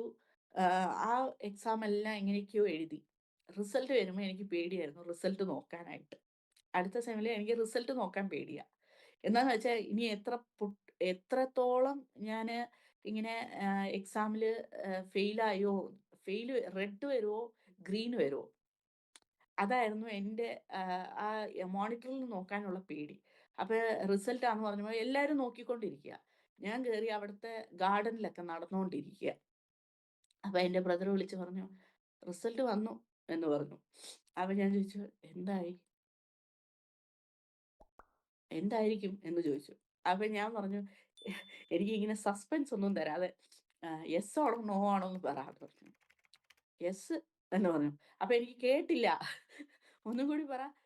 എല്ലാം പാസ്സായി നീ എന്ന് പറഞ്ഞു. അന്ന് ഞാൻ ദൈവത്തോട് പറഞ്ഞു, കർത്താവേ ഇത്രത്തോളം സഹായിച്ചു. എന്റെ ടീച്ചേഴ്സ് വരെ അത്ഭുതപ്പെട്ട്, രേഖ പറഞ്ഞ പോലെ രേഖ പാസ്സായി എന്ന് പറഞ്ഞു. ഞാൻ പറഞ്ഞു, അത് ഞാനല്ല പാസ്സാക്കിയത്, എന്റെ ദൈവമാ പാസ്സാക്കിയെന്ന് പറഞ്ഞു. ഞാൻ അന്നൊക്കെ അവിടെ ഫുള്ളും ഞാൻ ഹാപ്പി ആയിട്ട് എന്റെ മോൻ ഇങ്ങനെ ചിരിച്ചോണ്ടിരിക്കുമ്പോ എന്റെ ഫ്രണ്ട്സ് എന്നെ വന്ന് ചോദിച്ചു, എല്ലാം പാസ്സായപ്പോഴേക്കും അവളുടെ മോൻ നോക്കിയേ 100 വോൾട്ട് ബൾബ് പോലെ കത്തിക്കൊണ്ടിരിക്കുന്നു എന്ന് പറഞ്ഞു. അപ്പൊ ഞാൻ അടുത്ത അടുത്ത ഹർഡിൽ എന്ന് പറഞ്ഞാൽ നമ്മളുടെ കോളേജിൽ പ്ലേസ്മെന്റ് വരാൻ തുടങ്ങി. പ്ലേസ്മെന്റിന്റെ സമയമായിരുന്നു. പക്ഷെ പ്ലേസ്മെന്റ് ഒക്കെ എന്താ പറയാ, ഫസ്റ്റ് ബാക്ക്ലോഗ്സ് ഇല്ലാത്ത കുട്ടികൾക്കാണ് ഫസ്റ്റ് സ്ലോട്ടായിട്ട് അവർ അലോട്ട് ചെയ്യുന്നത്. അതിലൊന്നും ഞാൻ ക്വാളിഫൈഡ് അല്ല. എനിക്ക് ഇത്രയും ബാക്ക്ലോഗ്സ് വന്നതുകൊണ്ട് ഞാൻ അത് ആ വലിയ വലിയ കമ്പനികളിലൊന്നും പോവാൻ എനിക്ക് സാഹചര്യമില്ല. അപ്പൊ ഞാൻ തിരിച്ചും ദൈവത്തിന്റെ സന്നിധിയിൽ പോയി ഞാൻ കരയാൻ തുടങ്ങി. കർത്താവേ, ഞാനാണ് ആദ്യത്തെ സോഫ്റ്റ്വെയർ എഞ്ചിനീയർ എൻ്റെ ഫാമിലിയിൽ. ബാക്കി എല്ലാവരും ഗ്രാജുവേറ്റ്സ് ആണെങ്കിലും ആരും എഞ്ചിനീയറിംഗ് പഠിച്ചിട്ടില്ല. ഞാൻ മാത്രമേ പഠിച്ചിട്ടുള്ളൂ. അപ്പൊ ഞാൻ പറഞ്ഞു, കർത്താവേ, എന്നെ ഇത്രത്തോളം ഉയർത്തി, പഠിക്കില്ല, ഇത് തോറ്റുപോകുമെന്ന് പറഞ്ഞ ജനങ്ങളുടെ മത്തിയിൽ നിന്ന് എന്നെ ഇത്രത്തോളം ഉയർത്തി. ഇനി എനിക്ക് ഒരു ജോലിയും കൂടി വേണം. ജോലിയും കൂടി വേണം. അത് ഞാൻ പോയില്ലെങ്കിലും കുഴപ്പമില്ല. പക്ഷെ ഞാൻ ഇവിടുന്ന് പോകുമ്പോ അതിന്റെ ലെറ്ററും കൊണ്ട് പോണം. ഇത് മാത്രമായിരുന്നു എന്റെ പ്രാർത്ഥന. അന്നത്തെ ദിവസം ഇങ്ങനെ പ്രാർത്ഥിച്ചു. ദൈവം ഒരു കമ്പനി കൊണ്ടുവന്നു. HCL എന്ന് പറയുന്ന ഒരു കമ്പനി കൊണ്ടുവന്നു. ദൈവം സഹായിച്ച് ഞാൻ അതില് ക്ലിയർ ചെയ്യാൻ ദൈവം സഹായിച്ചു. ഇന്റർവ്യൂ, ഗ്രൂപ്പ് ഡിസ്കഷൻ എല്ലാം സഹായിച്ച് 1 on 1 വന്ന് HR-ന്റെ റൗണ്ട് വന്നു. എല്ലാത്തിലും ദൈവം അത്ഭുതകരമായി സഹായിച്ചു. അന്ന് ആ സമയങ്ങളൊക്കെ ഞങ്ങളുടെ ഫോട്ടോസ് എല്ലാ ഡിപ്പാർട്ട്മെന്റിന്റെ പുറത്തും ഒട്ടിക്കും. ഈ കുട്ടി ഇന്ന കമ്പനിയിൽ സെലക്ട് ആയിട്ടുണ്ടെന്നുള്ള രീതിയിൽ. അപ്പൊ ദൈവം സഹായിച്ച് ഞങ്ങൾ ആ സമയത്തും എൻ്റെ ഫോട്ടോയും ഞങ്ങളുടെ നോട്ടീസ് ബോർഡിൽ വരാൻ ദൈവം എന്നെ സഹായിച്ചു. അപ്പൊ ഞാൻ പറയുമായിരുന്നു, ഇത്രയും ഉണ്ടെങ്കിൽ ദൈവം ഇനിയും നടത്തും. പിന്നെ ഞാൻ എല്ലാവരെയും എൻകറേജ് ചെയ്യാൻ തുടങ്ങി. എന്നെ പോലെ തോറ്റ കുട്ടികളൊക്കെ ഇരുന്ന് അവിടെ പഠിക്കുമ്പോൾ ഞാൻ പറയും, എന്നെ സഹായിച്ച ദൈവം നിന്നെയും സഹായിക്കും. ആ രീതിയിൽ എന്നെ ദൈവം മോട്ടിവേറ്റ് ചെയ്യാൻ സഹായിച്ചു. അതെല്ലാം കഴിഞ്ഞ് ഞാൻ വീട്ടിലേക്ക് വന്നു. പക്ഷേ പറഞ്ഞ പോലെ ഞാനിങ്ങനെ പ്രാർത്ഥിച്ചത്, നമ്മൾ പ്രാർത്ഥിക്കുമ്പോൾ ദൈവസന്നിധിയിൽ പ്രാർത്ഥിക്കുമ്പോൾ ശ്രദ്ധയുള്ള പ്രാർത്ഥനയായിരിക്കണം. ഞാൻ പറഞ്ഞ പോലെ കർത്താവേ എനിക്ക് ഓഫർ ലെറ്റർ മാത്രം മതി. ഞാൻ ജോലിക്ക് പോണമെന്ന് ഞാൻ പ്രാർത്ഥിച്ചു എന്ന് എനിക്ക് തോന്നുന്നില്ല. ഞാൻ ആ ജോലിക്ക് പോയില്ല. പക്ഷേ ദൈവം സഹായിച്ച് ഞങ്ങള് ഇവിടെ ബാംഗ്ലൂരിൽ തന്നെ ഷിഫ്റ്റായി. അപ്പോൾ ബ്രദറിനും ബാംഗ്ലൂരിൽ ജോലി ഉണ്ടായിരുന്നു. അപ്പൊ ഞങ്ങളിവിടെ ജോലി നോക്കിക്കൊണ്ടിരിക്കുമ്പം എനിക്ക് കറക്റ്റ് 23 വയസ്സ് കഴിഞ്ഞു. അപ്പൊ എന്റെ ഫാമിലിയിലെ എല്ലാരും കല്യാണാലോചനയെല്ലാം നോക്കാൻ തുടങ്ങി. അപ്പൊ എല്ലാരും പറഞ്ഞു, "ക്രിസ്ത്യൻ ഫാമിലിയിലോട്ട് കല്യാണം കഴിച്ചു കൊടുക്കണ്ട. നീ ഹിന്ദു." "ഇല്ല, എന്റെ മോള് സ്നാനപ്പെട്ടതാ. ക്രിസ്ത്യന് തന്നെ കല്യാണം കഴിച്ചു കൊടുക്കും" എന്ന് പറഞ്ഞു. സിൻസ് ഞങ്ങള് ഈ ഹൊസൂർ ബാക്ക്ഗ്രൗണ്ടീന്ന് ഇൻഡിപെൻഡന്റ് ചർച്ചീന്ന് വന്നതുകൊണ്ട് ഞങ്ങള് സ്വർണ്ണമൊക്കെ ഇടും. പക്ഷേ നാട്ടിലത്തെ പെന്തക്കോസ്ത് സഭകളിലെല്ലാം സ്വർണ്ണം ഇടാത്തവരാ. അപ്പൊ അതിന്റേതായ ഒരു ബുദ്ധിമുട്ടുണ്ടായിരുന്നു. എന്റെ ഫാമിലീസിലുള്ളവര് സ്വർണ്ണം ഇടാത്തവർക്കൊക്കെ നീ കെട്ടിച്ചു കൊടുക്കുവാണോ? അങ്ങനെയാണോ? ഇങ്ങനെയാണോ? ഒരു സംസാരമൊക്കെ വന്നപ്പോ, പിന്നെ അവര് ഹിന്ദു ആലോചനകളൊക്കെ കൊണ്ടുവരുന്നു. അങ്ങനെയൊക്കെ ആയപ്പോ എന്റെ മമ്മി പിന്നെ ഒരു പ്രാർത്ഥനയെ പ്രാർത്ഥിച്ചോളൂ. വരുന്ന ഹസ്ബൻഡ് ദൈവഭയമുള്ള ആളായിരിക്കണം. ദൈവഭയമുള്ള ആളായിരിക്കണം. എന്റെ മോളെ സ്വാതന്ത്ര്യമായിട്ട് പ്രാർത്ഥിക്കാനുള്ള അവസരം തരണം എന്ന് മാത്രമേ മമ്മിയുടെ പ്രാർത്ഥനയായിരുന്നു. എൻ്റെ അപ്പോഴാണ് എൻ്റെ ഹസ്ബൻഡിന്റെ ആലോചന വന്നു. പെട്ടെന്ന് ദൈവസഹായം. പക്ഷെ ആർസിയിലോട്ടാണ് വന്നത്. അപ്പൊ മമ്മി ഓർത്തു, എന്തായാലും ഇതിന്റെ ഇടയ്ക്ക് എൻ്റെ അനിയത്തിമാരുടെ കല്യാണം ഫിക്സായി. എൻ്റെ അനിയത്തിയുടെ കല്യാണം ഫിക്സായി. കല്യാണവും കഴിഞ്ഞു. അപ്പൊ നമ്മളുടെ സാധാരണ നമ്മുടെ ബന്ധുക്കളെ നമ്മളെ നോക്കുന്നത്, അക്യൂസ് ചെയ്യുന്നത് ഇവൾക്ക് എന്തോ പ്രശ്നമുണ്ട്, അതുകൊണ്ടാ കല്യാണം നടക്കാത്തെ എന്ന് പറഞ്ഞ് ഒത്തിരി അക്യൂസേഷനും ഞാൻ ചെറുപ്പം മുതൽക്കൊണ്ടേ നല്ല വണ്ണമുള്ള ശരീരമായിരുന്നു. ദൈവം അനുഗ്രഹിച്ച് നല്ല ആരോഗ്യമുള്ള ശരീരമാ. അപ്പൊ അത് ആൾക്കാര് കാണുമ്പോ ആൾക്കാര് പറയും, "ഇങ്ങനെ പോയാ ഇവൾക്ക് കുഞ്ഞുങ്ങളുണ്ടാവത്തില്ല." അങ്ങനെ ഇങ്ങനെന്നൊക്കെ പറയുന്ന ആ സമയമൊക്കെ ആയിരുന്നു. അപ്പൊ എന്റെ മമ്മി ഒത്തിരി ബ്രോക്കൺ ആയിരുന്നു. ഈ വാക്കുകളൊക്കെ കേൾക്കുമ്പോ എല്ലാ പ്രാവശ്യം നാട്ടിലേട്ട് ഒരേ കല്യാണം കൂടാനോ സന്തോഷത്തോടെ പോകുമ്പോ തിരിച്ചു വരുന്നത് ആ സന്തോഷത്തോടെയല്ല, ദുഃഖത്തോടെയായിരിക്കും. അങ്ങനെ ഉണ്ടാവുന്ന സമയത്ത് ഞങ്ങളും പിന്നെ ഞങ്ങൾക്ക് പറ്റിയ ആലോചനകൾ കിട്ടാതെയായപ്പം വീട്ടില് okay, will go with this proposal എന്ന് പറഞ്ഞ് അവരെല്ലാം ഓക്കെ ആയി. പക്ഷെ മമ്മിയുടെ ഒരു പ്രാർത്ഥനയേ ഉള്ളൂ, ഞങ്ങൾക്ക് ആരും ആർസിയിൽ അറിയത്തുമില്ല. കർത്താവേ, എങ്ങനെ ആർസിയിൽ കല്യാണം കഴിച്ചു കൊടുക്കുംന്നും അറിയില്ല. എന്ത് ചെയ്യുംന്ന് അറിയില്ല. അപ്പൊ ഞാൻ ഈ കോളേജിൽ വർക്ക് ചെയ്തുകൊണ്ടിരിക്കുന്ന സമയമാ. അപ്പൊ ഹസ്ബൻഡിന്റെ വീട്ടുകാര് പറഞ്ഞു, ഞങ്ങളെന്നെ എന്താണ് ആചാരങ്ങളൊക്കെ പഠിപ്പിച്ചു തരാൻ ഞങ്ങളുടെ ഒരു സിസ്റ്ററിന്റെ അടുത്ത് 3 ദിവസം പോയാ മതി. ഹസ്ബൻഡിന്റെ ഫാമിലിയില് ഹസ്ബൻഡിന്റെ ഒരു സഹോദരി നണ്ണാണ്. ഒരു അമ്മയുടെ ചേച്ചി സൂപ്രണ്ടന്റ് പ്രിൻസിപ്പൽ എന്തോ ആണ് വർക്ക് ചെയ്യുന്നത്, നന്നായിട്ട് തന്നെ. അതേപോലെ ഒരു ബ്രദറ് ഫാദറാണ്, പ്രീസ്റ്റാണ്. അപ്പൊ അങ്ങനെയുള്ള ഒരു ഫാമിലിയിലോട്ടാണ് പോകുന്നത്. അപ്പൊ ഞാൻ എൻ്റെ ദൈവമേ, ഞാൻ എന്ത് ചെയ്യും? എനിക്കറിയില്ല.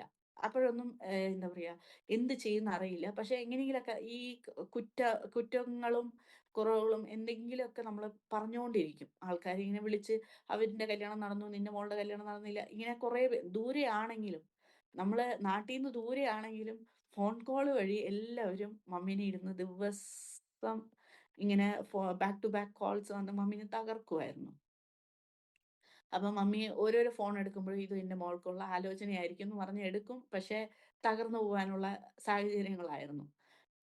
അങ്ങനെ ഉണ്ടായിരുന്ന സമയത്താണ് ഞാൻ ഈ ഫാദേഴ്സിന്റെ നിന്ന് പോയി ഞാൻ പെർമിഷൻ എടുക്കണം. ഞാൻ വർക്ക് ചെയ്തത് ഒരു ഒരു ടോട്ടലായിട്ട് ഒരു സ്കൂളും കോളേജും എല്ലാം ഒരുമിച്ചിരിക്കുന്ന എസ്എഫ്എസ് കോളേജ് എന്ന് പറഞ്ഞ ഒരു ബാംഗ്ലൂരത്തെ ആ കോളേജിലാണ് ഞാൻ വർക്ക് ചെയ്തുകൊണ്ടിരുന്നത്. അപ്പൊ ഞാൻ ഫാദറിനോട്, ഞാൻ പ്രിൻസിപ്പൽ ഫാദറിന്റെ അടുത്ത് ഞാൻ പോയി ലീവ് അപേക്ഷിക്കുകയാണ്. എൻ്റെ കല്യാണം ആയി. ഇതിനു വേണ്ടി എന്നെ ഇങ്ങനെ, ഞങ്ങൾ ഇന്ന ബാക്ക്ഗ്രൗണ്ട് ആയതുകൊണ്ട് എനിക്ക് ക്ലാസ് തരാൻ വേണ്ടി അവരുടെ സിസ്റ്റർ ഒന്ന് അറേഞ്ച് ചെയ്തിട്ടുണ്ട്. അപ്പൊ അവിടുത്തെ ഫാദർ എന്നോട് ചോദിച്ചു, "അതെന്തിനാ ചെക്കൻ്റെ വീട്ടുകാർ ചെയ്യുന്നത്? നമ്മളുണ്ടല്ലോ ഇവിടെ, ഞങ്ങൾ ചെയ്തു തരത്തില്ലേ?" എന്ന് പറഞ്ഞ് ഞങ്ങൾ ഓർത്തുപോലുമില്ല. ഫാദറായിട്ട് എന്നെ മുൻപോട്ട് വന്ന് പറഞ്ഞു, "നീ ജോലിക്ക് അതിന് ലീവ് ഒന്നും എടുക്കണ്ട, ഇത് ഞാൻ ചെയ്തു തരാമെന്ന്" പറഞ്ഞു. അത് കഴിഞ്ഞിട്ട് ഇതെല്ലാം കൂടി ഒരുപോലെയാ. ഞങ്ങളുടെ വീട്ടിന്റെ അടുത്ത് തന്നെ ഒരു മഠമുണ്ട്. അവിടെ സിസ്റ്റേഴ്സിന്റെ ഇത് എല്ലാം ഉണ്ട്. അപ്പൊ അവിടേക്ക് എന്നോട് വൈകിട്ട് കോളേജ് കഴിഞ്ഞിട്ട് അവിടെ പോയാ മതി എന്നൊക്കെ പറഞ്ഞ് എന്നെ ഗൈഡ് ചെയ്തു. അവിടെ പോയപ്പോ എന്നോട് ചോദിച്ചു, "നിങ്ങളെങ്ങനെയാ രക്ഷിക്കപ്പെട്ടേന്നൊക്കെ" എന്നോട് ആ സിസ്റ്ററൊക്കെ ചോദിച്ചു. ഞങ്ങളുടെ സാക്ഷ്യമൊക്കെ ഞങ്ങളുടെ സാക്ഷ്യം പറഞ്ഞു. ദൈവം നടത്തിയ വിധങ്ങള് പറഞ്ഞു. അപ്പൊ സിസ്റ്റർ പറഞ്ഞു, "ലോർഡ്സ് പ്രയർ പഠിച്ചിട്ട് പോയിട്ട് ഫാദറിനോട് പറഞ്ഞാ മതി. ഏഹ്, ഇത് മാത്രമാണ് ഇമ്പോർട്ടന്റ്. പിന്നെ ഇങ്ങനെയാണ് കല്യാണം നടക്കുക. അതെല്ലാം പഠിപ്പിച്ചു തന്നു." ഇത് കഴിഞ്ഞിട്ട് പ്രീകാര ക്ലാസ്സിൽ പോണ്ടി വന്നു 3 ദിവസം. 3 ദിവസം പോയപ്പോ അവിടെ ഞങ്ങളുടെ പാസ്റ്റർ പറഞ്ഞിട്ടുണ്ട്. ചെറുപ്പം മുതൽക്കൊണ്ടേ ഒരു ടീനേജ് കഴിഞ്ഞ പാടെ ഞങ്ങളോട് പറയും, നല്ല സുന്ദരനെ വേണം. നല്ല ബെൽ ബോട്ടം ആ സമയത്തൊക്കെ ബെൽ ബോട്ടം പാന്റായിരുന്നു ആൺകുട്ടികള് ഇട്ടോണ്ടിരുന്നത്. ഇത് എത്ര സ്റ്റൈലിൽ ഇട്ടു അതൊന്നും നോക്കാൻ നിക്കരുത്. പെൺകുട്ടികളായ ദൈവത്തെ നോക്കിയിരിക്കണം. നിന്റെ സൃഷ്ടാവെ നോക്കിയിരിക്കണം. അപ്പൊ നിനക്ക് ഏറ്റത് തുണയെ ദൈവം തരും. നിന്റെ മാതാപിതാക്കൾ പോയി അന്വേഷിച്ച് ഒരു ആഹ് എന്താ കുടിക്കുന്നവനോ അല്ലെങ്കിൽ അടിക്കുന്ന ഭർത്താവിനെ തെരഞ്ഞു തരുന്നതിനെക്കാട്ടിലും ദൈവത്തിൽ അതിൽ നീ ആശ്രയിച്ചാ ദൈവം കൊണ്ടെത്തിച്ച് തരും. നിനക്കുള്ള ബെറ്റർ ഹാൽഫിനെ എന്ന് പറഞ്ഞു. അപ്പൊ ഞാനിങ്ങനെ ശരി എനിക്ക് ദൈവം എനിക്കൊരു ആ സമയത്ത് നമുക്ക് എങ്ങനെയെങ്കിലുമൊക്കെ കല്യാണം നടക്കണം. വീട്ടിൽ കേൾക്കുന്ന ചീത്തപേര്, കുടുംബത്തിൽ നിന്ന് കേൾക്കുന്ന ചീത്തപേര്, നാട്ടുകാര് നമ്മളെ ഈ കുഞ്ഞിന് ഇത്രയും ദിവസമായിട്ട് കല്യാണം നടന്നില്ലേ എന്ന് കാണുന്ന ആ സമയം എനിക്ക് 25 വയസ്സായി. 2, 3 വർഷമായിട്ട് അവര് അലയൻസ് നോക്കുന്നു, നടക്കുന്നില്ല. അങ്ങനെയൊക്കെയായിരുന്നു. പിന്നെ വരുന്ന ഞങ്ങളുടെ പാസ്റ്റർ ആണെങ്കി നോക്കി തരുന്നതെല്ലാം പാസ്റ്റർ രീതിയിലുള്ള ആലോചനകളാ വരുന്നേ. അപ്പൊ മമ്മിക്കാണെങ്കി പാസ്റ്ററോടൊക്കെ കല്യാണം കഴിച്ചു കൊടുക്കണെങ്കി ഒരുവിധം അറിയാം. പാസ്റ്റർ ജീവിതം എങ്ങനെ ഉണ്ടാവുംന്നൊക്കെ അറിയാം. അതുകൊണ്ട് മമ്മി പറഞ്ഞു അതൊന്നും പറ്റത്തില്ല. ആ രീതിയിലായിരുന്നു ഞങ്ങള്. അപ്പൊ ഈ കല്യാണം വന്നപ്പോ ഓക്കെ എല്ലാം ദൈവം സഹായിച്ച് ദൈവം നടത്തി തരുന്നു. എല്ലാം ചെയ്തു. കല്യാണവും കഴിഞ്ഞു. അവിടെ ആ 3 ഡേയ്സ് ക്ലാസ് നടന്നു. ഞങ്ങൾക്ക് ആവശ്യമായ കാര്യങ്ങൾ വൺസ് എൻഗേജ്മെന്റ് ആയ, വൺസ് മാരേജ് ആയ ദിവസം നിങ്ങള് കൈകോർത്ത് പ്രാർത്ഥിക്കണം. ആ ക്ലാസ്സൊക്കെ ഉണ്ടായിരുന്നു. അവരും ഇങ്ങനെ പറഞ്ഞു തരുമായിരുന്നു. അപ്പൊ ഞാൻ വിചാരിച്ചു കർത്താവേ ഇതും കൊള്ളാലോ. ഇവരും നന്നായിട്ടാണല്ലോ പഠിപ്പിച്ചു തരുന്നേ. എന്നാണ് എൻ്റെ മനസ്സില്. പക്ഷെ എനിക്ക് അവിടെ ചേർച്ചിലോട്ട് കേറുമ്പോ എനിക്ക് ഭയങ്കര കുറ്റബോധം. കർത്താവേ ഈ വിഗ്രഹത്തിന്റെ മുമ്പിലൊക്കെ ഞാൻ പോയി വണങ്ങണോ കർത്താവേ? എന്നെ ശുദ്ധീകരിക്കണമേ, അങ്ങനെ ചെയ്യണം. അങ്ങനെയൊക്കെ ഞാൻ പ്രാർത്ഥിച്ചുകൊണ്ടിരിക്കുകയായിരുന്നു. പിന്നെ ഞാൻ എൻ്റെ കല്യാണം കഴിഞ്ഞപാടെ ഹസ്ബൻഡിനോട് ഞാൻ ആദ്യം പ്രാർത്ഥിച്ചു ദൈവത്തോട്. ദൈവമേ ഞാൻ എൻ്റെ ഹസ്ബൻഡിനോട് പോയി പറയാൻ പോവാ. ഞാൻ ഈ വിഗ്രഹമൊന്നും നമ്മള് നിൽക്കുന്ന വീട്ടില് കേറ്റുന്നില്ല. നാട്ടിലാണ് കല്യാണം കഴിഞ്ഞതെന്ന് വെച്ചാലും ഞങ്ങള് ഹസ്ബൻഡ് ആൻഡ് വൈഫ് മാത്രം ബാംഗ്ലൂരിലോട്ട് താമസിച്ച് ഹസ്ബൻഡ് ജോലി ബാംഗ്ലൂരിലായതുകൊണ്ട് ഞങ്ങളിങ്ങനെ ജീവിക്കണം. അപ്പൊ ഞാൻ പറയുന്നു, ഞാൻ പ്രാർത്ഥിച്ചു. ഹസ്ബൻഡിനോട് ഞാൻ പോയി പറയുന്നു, "നമുക്ക് രണ്ടാൾക്കും ഒരു ദൈവമാണ് കോമൺ ജീസസ്. മാതാവില്ല ഞങ്ങക്ക്. നിങ്ങക്ക് മാതാവുണ്ട്. ഓക്കെ. പക്ഷെ നമുക്ക് കോമൺ ആയ ദൈവത്തോട് നമുക്ക് പ്രാർത്ഥിക്കാം. നമുക്ക് അവിടെ ഇവിടെ ഒന്നും പോണ്ട" എന്ന് പറയുന്നു. ഹസ്ബൻഡ് പറഞ്ഞു, "ഇല്ല ഞാനൊക്കെ മാതാവിനോട് പ്രാർത്ഥിച്ചാ എനിക്ക് കോളേജിൽ സീറ്റ് കിട്ടിയേ, എനിക്ക് അത് കിട്ടിയേ, ഇത് കിട്ടിയേ." ഞാൻ പറഞ്ഞു, "പക്ഷേ ഈ മാതാവിനെ കുറിച്ച് എന്റെ ബൈബിളൊന്നും പറയുന്നില്ല." ഞാൻ ഒരു ഭയങ്കര സങ്കടത്തോടെ പറഞ്ഞു. അപ്പൊ ഹസ്ബൻഡിന് ചീത്ത പറയാനും പറ്റുന്നില്ല. ഞങ്ങള് കല്യാണം കഴിഞ്ഞ ആ ആഹ് സ്റ്റാർട്ടിങ് പീരിയഡ് ആയതുകൊണ്ടാണോന്ന് അറിയില്ല. പിണങ്ങാനും വയ്യ. ബിക്കോസ് ഞങ്ങള് 2 പേരേ ഉള്ളൂ. പിണങ്ങിയാലും അങ്ങോട്ടും ഇങ്ങോട്ടും സംസാരിക്കാൻ പറ്റാണ്ടിരുന്നാ കാര്യമില്ലല്ലോ. അപ്പം പിന്നെ ശരിയെന്ന് പറഞ്ഞ് ആളും സമ്മതിച്ചു. ആളും ബൈബിളൊക്കെ വായിച്ചു. ആൾക്കും എവിടെയും വചനം കിട്ടിയില്ല. മാതാവിനോട് പ്രാർത്ഥിക്കണമെന്ന് എവിടെയും വചനം കിട്ടിയില്ല. അങ്ങനെയൊക്കെ ആയി. അപ്പം ആള് പറഞ്ഞു, "ഓക്കെ കുഴപ്പമില്ല. പക്ഷെ പള്ളിയിലോട്ട് എന്റെ കൂടെ വന്നോളണം" എന്ന് പറഞ്ഞു. ഞാൻ പറഞ്ഞു, "അത് കുഴപ്പമില്ല. നമുക്ക് ഒരുമിച്ച് പ്രാർത്ഥിക്കുമ്പോ ഇങ്ങനെ പ്രാർത്ഥിച്ചാ മതി. കുടുംബ പ്രാർത്ഥനയെല്ലാം നമുക്ക് ജീസസിനോട് പ്രാർത്ഥിക്കാം. ബാക്കി എല്ലാം ദൈവത്തിന്റെ കയ്യിൽ വിട്ടുകൊടുക്കാന്ന്" പറഞ്ഞ് ഞാനിങ്ങനെ നിന്നു. ഞാന് ഉടൻ തന്നെ ജനുവരിയിലായപ്പോഴേക്കും എന്റെ മോനെ കൺസീവ് ആയി. അപ്പൊ എന്റെ ഏറ്റവും വലിയ സന്തോഷം എന്താന്ന് വെച്ചാൽ ചെറുപ്പം മുതൽക്കൊണ്ട് കേൾക്കുന്നതാ. ഇവൾക്ക് കുഞ്ഞുണ്ടാവത്തില്ല. ഇവള് നല്ല വണ്ണമുള്ളതാ. അങ്ങനെയൊക്കെ പറഞ്ഞ് കേട്ടപ്പോ എനിക്ക് ഒത്തിരി സന്തോഷമായി. കർത്താവേ എനിക്കും ഒരു കുഞ്ഞിനെ നൽകിയല്ലോ എന്ന് പറഞ്ഞ് ഞാനും ഹസ്ബൻഡും വിളിച്ചു പറയുകയൊക്കെ ചെയ്തപ്പോ നിങ്ങള് കുഞ്ഞുങ്ങളാ, ആദ്യം പോയി ഹോസ്പിറ്റലിൽ ചെക്ക് ചെയ്യുക അങ്ങനെ ഇങ്ങനെന്നൊക്കെ പറഞ്ഞു. അപ്പൊ ഞങ്ങള് ഹോസ്പിറ്റലൊക്കെ ചെക്ക് ചെയ്തപ്പോ ദൈവം സഹായിച്ച് അത് കൺഫേം ആയി. പ്രഗ്നൻസി കൺഫേം ആയി. 3 മാസം എവിടെയും പോവരുത്. വീട്ടിൽ തന്നെ ഇരിക്കണം എന്നൊക്കെ ഡോക്ടർ സജസ്റ്റ് ചെയ്തു. എല്ലാം ചെയ്തു. പക്ഷെ 5th മന്ത് സ്റ്റാർട്ടിങ്ങില് അനോമലി സ്കാൻ ഈ 20 വീക്സ് എല്ലാം കഴിഞ്ഞതിന് ശേഷം അനോമലി സ്കാൻ എന്ന് പറഞ്ഞ് എടുക്കണം എന്ന് പറഞ്ഞ് നമുക്ക് എഴുതി തന്നായിരുന്നു. അന്ന് അതുവരെ ഹസ്ബൻഡ് ആയിരുന്നു സ്കാനിങ്ങിനൊക്കെ വന്നോണ്ടിരുന്നെ. പക്ഷെ അന്ന് ആ സ്കാൻ മാത്രം വീക്ക് ഡേയ്സിലാ ചെയ്യുന്നേ. വീക്കെൻഡിലല്ല. വീക്ക് ഡേയ്സിൽ ചെയ്യുമ്പോ വീക്കെൻഡിനാണ് ഹസ്ബൻഡിന് ലീവ് ഉള്ളത്. പക്ഷേ വീക്ക് ഡേയ്സ് ആയതുകൊണ്ട് ഹസ്ബൻഡ് ഹസ്ബൻഡ് ജോലിക്ക് പോയി. മമ്മീനെയും വിളിച്ചോണ്ടാണ് ഞാന് ഈ സ്കാനിങ്ങിന് പോകുന്നെ. സ്കാനിങ്ങിന് ഞാൻ ഇരുന്നു. ഡോക്ടർ എന്നെ ചെക്ക് ചെയ്തു. ഡോക്ടർ പിന്നെ എനിക്ക് റിപ്പോർട്ട് തരുന്നില്ല. സാധാരണ ഒരു 20 മിനിറ്റ്സിലെല്ലാം അവര് സ്കാനിങ് തീർത്ത് ആഹ് എണീറ്റ് എണീറ്റോളൂ നിങ്ങൾക്ക് സ്കാൻ റിപ്പോർട്ട് ഇപ്പൊ കൊണ്ടുവന്ന് തരും എന്നൊക്കെ പറയും. പക്ഷേ ഇത് അങ്ങനെ പറയുന്നില്ല. ഇന്ന് അരമണിക്കൂറായിട്ടും ഈ ഡോക്ടർ ഇങ്ങനെ ചെക്ക് ചെയ്തുകൊണ്ടേയിരിക്കാ. വീണ്ടും വീണ്ടും ജെല്ലിടുക, വീണ്ടും വീണ്ടും എൻ്റെ ഫീറ്റസിനെ പരിശോധിക്കുക അങ്ങനെയൊക്കെയായിരുന്നു അവര് ചെയ്തോണ്ടിരുന്നെ. എന്നിട്ട് ഡോക്ടർ എന്നോട് ചോദിച്ചു, "മോളെ ആരെങ്കിലും ഫാമിലിയില് അബ്നോർമൽ കുഞ്ഞുണ്ടായിരുന്നോന്ന്?" ചോദിച്ചു. "എന്റെ ഫാമിലിയിൽ ഇല്ലാന്ന്" പറഞ്ഞു. "അങ്ങനെയല്ല ഹസ്ബൻഡിന്റെ ഫാമിലി ഉണ്ടായിരുന്നോന്ന്?" ചോദിച്ചു. ആക്ച്വലി ഹസ്ബൻഡിന്റെ രണ്ടാമത്തെ ചേച്ചി കുറച്ച് ബുദ്ധി കുറവായിട്ടുള്ള ഒരു ചേച്ചിയായിരുന്നു. 28 വയസ്സായപ്പോഴേക്കും ആ ചേച്ചി മരിച്ചുന്നാ പറഞ്ഞെ. ഞാൻ കണ്ടിട്ടില്ല ആ ചേച്ചീനെ. അങ്ങനെ ഒരു ഹിസ്റ്ററി ഉണ്ട് വീട്ടില്. അപ്പൊ ഉണ്ട് എന്ന് ഞാൻ പറഞ്ഞു. ആ അതാണ് സംഭവം എന്ന് പറഞ്ഞു. പുള്ളിക്കാരി എന്ന് പറഞ്ഞു, "യു ഹാവ് ടു നിന്റെ കുഞ്ഞിന് ഫുള്ളി ഫോംഡ് ബോഡി അല്ല. ഫുള്ളി ഫോംഡ് ഫീറ്റസ് അല്ല. കുഞ്ഞിന് കൈയും കാലും ഇല്ല. മൂക്കൊന്നും ഫുള്ളായിട്ട് ഫോം ആയിട്ടില്ല. ടെർമിനേറ്റ് ചെയ്യുന്നതാണ് നല്ലത്" എന്ന് അവര് പറഞ്ഞു. "ഇതെന്തുകൊണ്ട് ഡോക്ടർ ഫസ്റ്റേ പറഞ്ഞില്ല" എന്ന് പറഞ്ഞു. അപ്പൊ ഞാൻ തകർന്നു. പക്ഷേ അവിടെ ആ ഡോക്ടറിന്റെ മുമ്പിൽ കരയുകയോ അങ്ങനെയൊന്നും ചെയ്തില്ല. "Okay doctor, I will talk to my husband" എന്ന് പറഞ്ഞ് ഞാൻ അവിടുന്ന് ഇറങ്ങി. അവിടുന്ന് ഇറങ്ങിയ പാടെ മമ്മി ചോദിച്ചു, "ഇതെന്താ റിപ്പോർട്ടൊന്നും തരാതെ നിന്നെ അയച്ചു വിട്ടേന്ന്?" ചോദിച്ചു. അപ്പൊ ഞാൻ പറഞ്ഞു, "ഒരു പ്രശ്നമുണ്ട്. മമ്മി ഇങ്ങ് വാ" എന്ന് പറഞ്ഞു. ബിക്കോസ് അവിടെ വേറെയും ഒത്തിരി പേഷ്യന്റ്സ് അവിടെ സ്കാനിങ്ങിന് വേണ്ടി ഇരിക്കുന്നുണ്ട്. ഒത്തിരി അമ്മമാർ ക്യാരിയിങ് മദേഴ്സ് ഒക്കെ ഉണ്ട്. അപ്പൊ ഞാൻ അവിടുന്ന് കൊണ്ടുവന്നിട്ട് പുറത്ത് വന്ന പാടെ ഞാൻ ഹസ്ബൻഡിനെ വിളിച്ചു പറഞ്ഞു, "ഏട്ടാ ഓഫീസ് എത്തിയിട്ടില്ലെങ്കി തിരിച്ചു വരണേ. ലീവ് ഇട്ടിട്ട് വരണേ" എന്ന് പറഞ്ഞു. അപ്പൊ ഹസ്ബൻഡ് ആ സമയത്തൊക്കെ എന്ന് വെച്ചാൽ ദൈവം സഹായിച്ച് നല്ലൊരു ഹസ്ബൻഡിനെ ദൈവം എനിക്ക് തന്നു. മമ്മി പറഞ്ഞ പോലെ മമ്മിയും ഞാനും ഒക്കെ ഞങ്ങളുടെ ചെറുപ്പം ഞങ്ങളുടെ പാസ്റ്റർ പറഞ്ഞ പോലെ ഞങ്ങൾ പ്രാർത്ഥിച്ച് ആ ഒബീഡിയൻസിൽ ഞങ്ങൾ പ്രാർത്ഥിച്ച പോലെ തന്നെ എനിക്ക് വന്ന് നല്ലൊരു ഭർത്താവ്, കുടി വലി ഒന്നുമില്ലാത്ത ഒരു നല്ല സ്വഭാവമുള്ള ഭർത്താവിനെ എനിക്ക് ദൈവം നൽകി. അതിനായി നന്ദി പറയുന്നു. അതുകൊണ്ട് എൻ്റെ ഹസ്ബൻഡ് എന്തിനാ ഏതിനാന്ന് അങ്ങനെയൊന്നും വലിയ കാര്യത്തിൽ ചോദിച്ചില്ല. ബിക്കോസ് ടൂ വീലറിൽ ഓടിച്ചോണ്ട് വരിക. അപ്പൊ ടെൻഷൻ ആക്കാൻ പറ്റില്ല. അവരും തകർന്നു പോവുമല്ലോ. അപ്പൊ ഞാൻ വീട്ടിലേക്ക് വിളിച്ചപ്പോഴേക്കും ഞാൻ മമ്മിയോടൊക്കെ പറഞ്ഞു. മമ്മിയൊക്കെ കരയാൻ തുടങ്ങി. കരച്ചിലായി, ഇതായി എല്ലാം ആയി. ഞാൻ എൻ്റെ അത് അത് കഴിഞ്ഞ് ഞാൻ എൻ്റെ വീട്ടിലേക്ക് പോയി. ഞാനും ഹസ്ബൻഡും താമസിക്കുന്ന ആ വീട്ടിലേക്ക് പോയി. അതിനുള്ളിൽ ഹസ്ബൻഡ് വന്നു. ഞങ്ങള് രണ്ടാളും മുട്ടുമടക്കി പ്രാർത്ഥിക്കാൻ തുടങ്ങി. ഞങ്ങളെ ദൈവം ബലപ്പെടുത്തിയത് പ്രാർത്ഥന വഴിയാ. ഞങ്ങള് ഈ സമയങ്ങളൊന്നും ഹസ്ബൻഡ് സ്നാനപ്പെട്ടിട്ടില്ല. ഹസ്ബൻഡ് രക്ഷയിലൊന്നും നടന്നിട്ടില്ല. പക്ഷെ ഞങ്ങളുടെ ഉള്ളില് ഒരു കാര്യം മാത്രമേ ഉണ്ടായിരുന്നുള്ളൂ, പ്രാർത്ഥന. ഒരുമിച്ചിരുന്ന് പ്രാർത്ഥിക്കുന്നത്. ആഹ് വചനം പറയുന്നത് മാത്യു 18:20 പറയുന്ന പോലെ, "എവിടെ ഒന്നോ രണ്ടോ പേർ കരം കോർത്ത്" നമ്മള് പ്രാർത്ഥിക്കുമ്പോൾ ദൈവാത്മാവ് അവിടെ. ആ വചനം എന്നെ ബലപ്പെടുത്തി. അന്ന് ഞങ്ങളിരുന്ന് ഒരുമിച്ച് പ്രാർത്ഥിച്ചു. "കർത്താവേ, എനിക്ക് നൽകിയ ദാനമാണ്. എവിടെ എന്റെ ബന്ധുക്കൾ, എന്റെ ആൾക്കാര് എന്നെ പറഞ്ഞിട്ടുണ്ട്. സ്വന്തം സ്വന്തം ബന്ധുക്കൾ എന്നെ പറഞ്ഞിട്ടുണ്ട് കുഞ്ഞുണ്ടാവില്ല. കുഞ്ഞ് തന്നു. ഞാൻ വിഷ്വലൈസ് ചെയ്തു. ആഹ് വിഷ്വലൈസ് ചെയ്ത് പ്രാർത്ഥിക്കാൻ തുടങ്ങി. ഒരു അബ്നോർമൽ കുഞ്ഞ്. എന്തായാലും ഞങ്ങൾക്ക് ആ ക്ലാസ്സൊക്കെ നടക്കുമ്പം അബോർട്ട് ചെയ്യാൻ പാടില്ലാന്ന് ഈ പ്രീകാന ക്ലാസ്സിലൊക്കെ പറഞ്ഞിട്ടുണ്ടായിരുന്നു. അപ്പൊ ഞാൻ പറഞ്ഞു, "ഈ കുഞ്ഞിനെ ഞാൻ അബോർട്ട് ചെയ്യത്തില്ല. അബോർട്ട് ചെയ്യുന്നത് പാപമാണെന്ന് ഞങ്ങളുടെ പാസ്റ്ററും പറഞ്ഞിട്ടുണ്ട്. അതുകൊണ്ട് ഞാൻ അബോർട്ട് ചെയ്യത്തില്ല.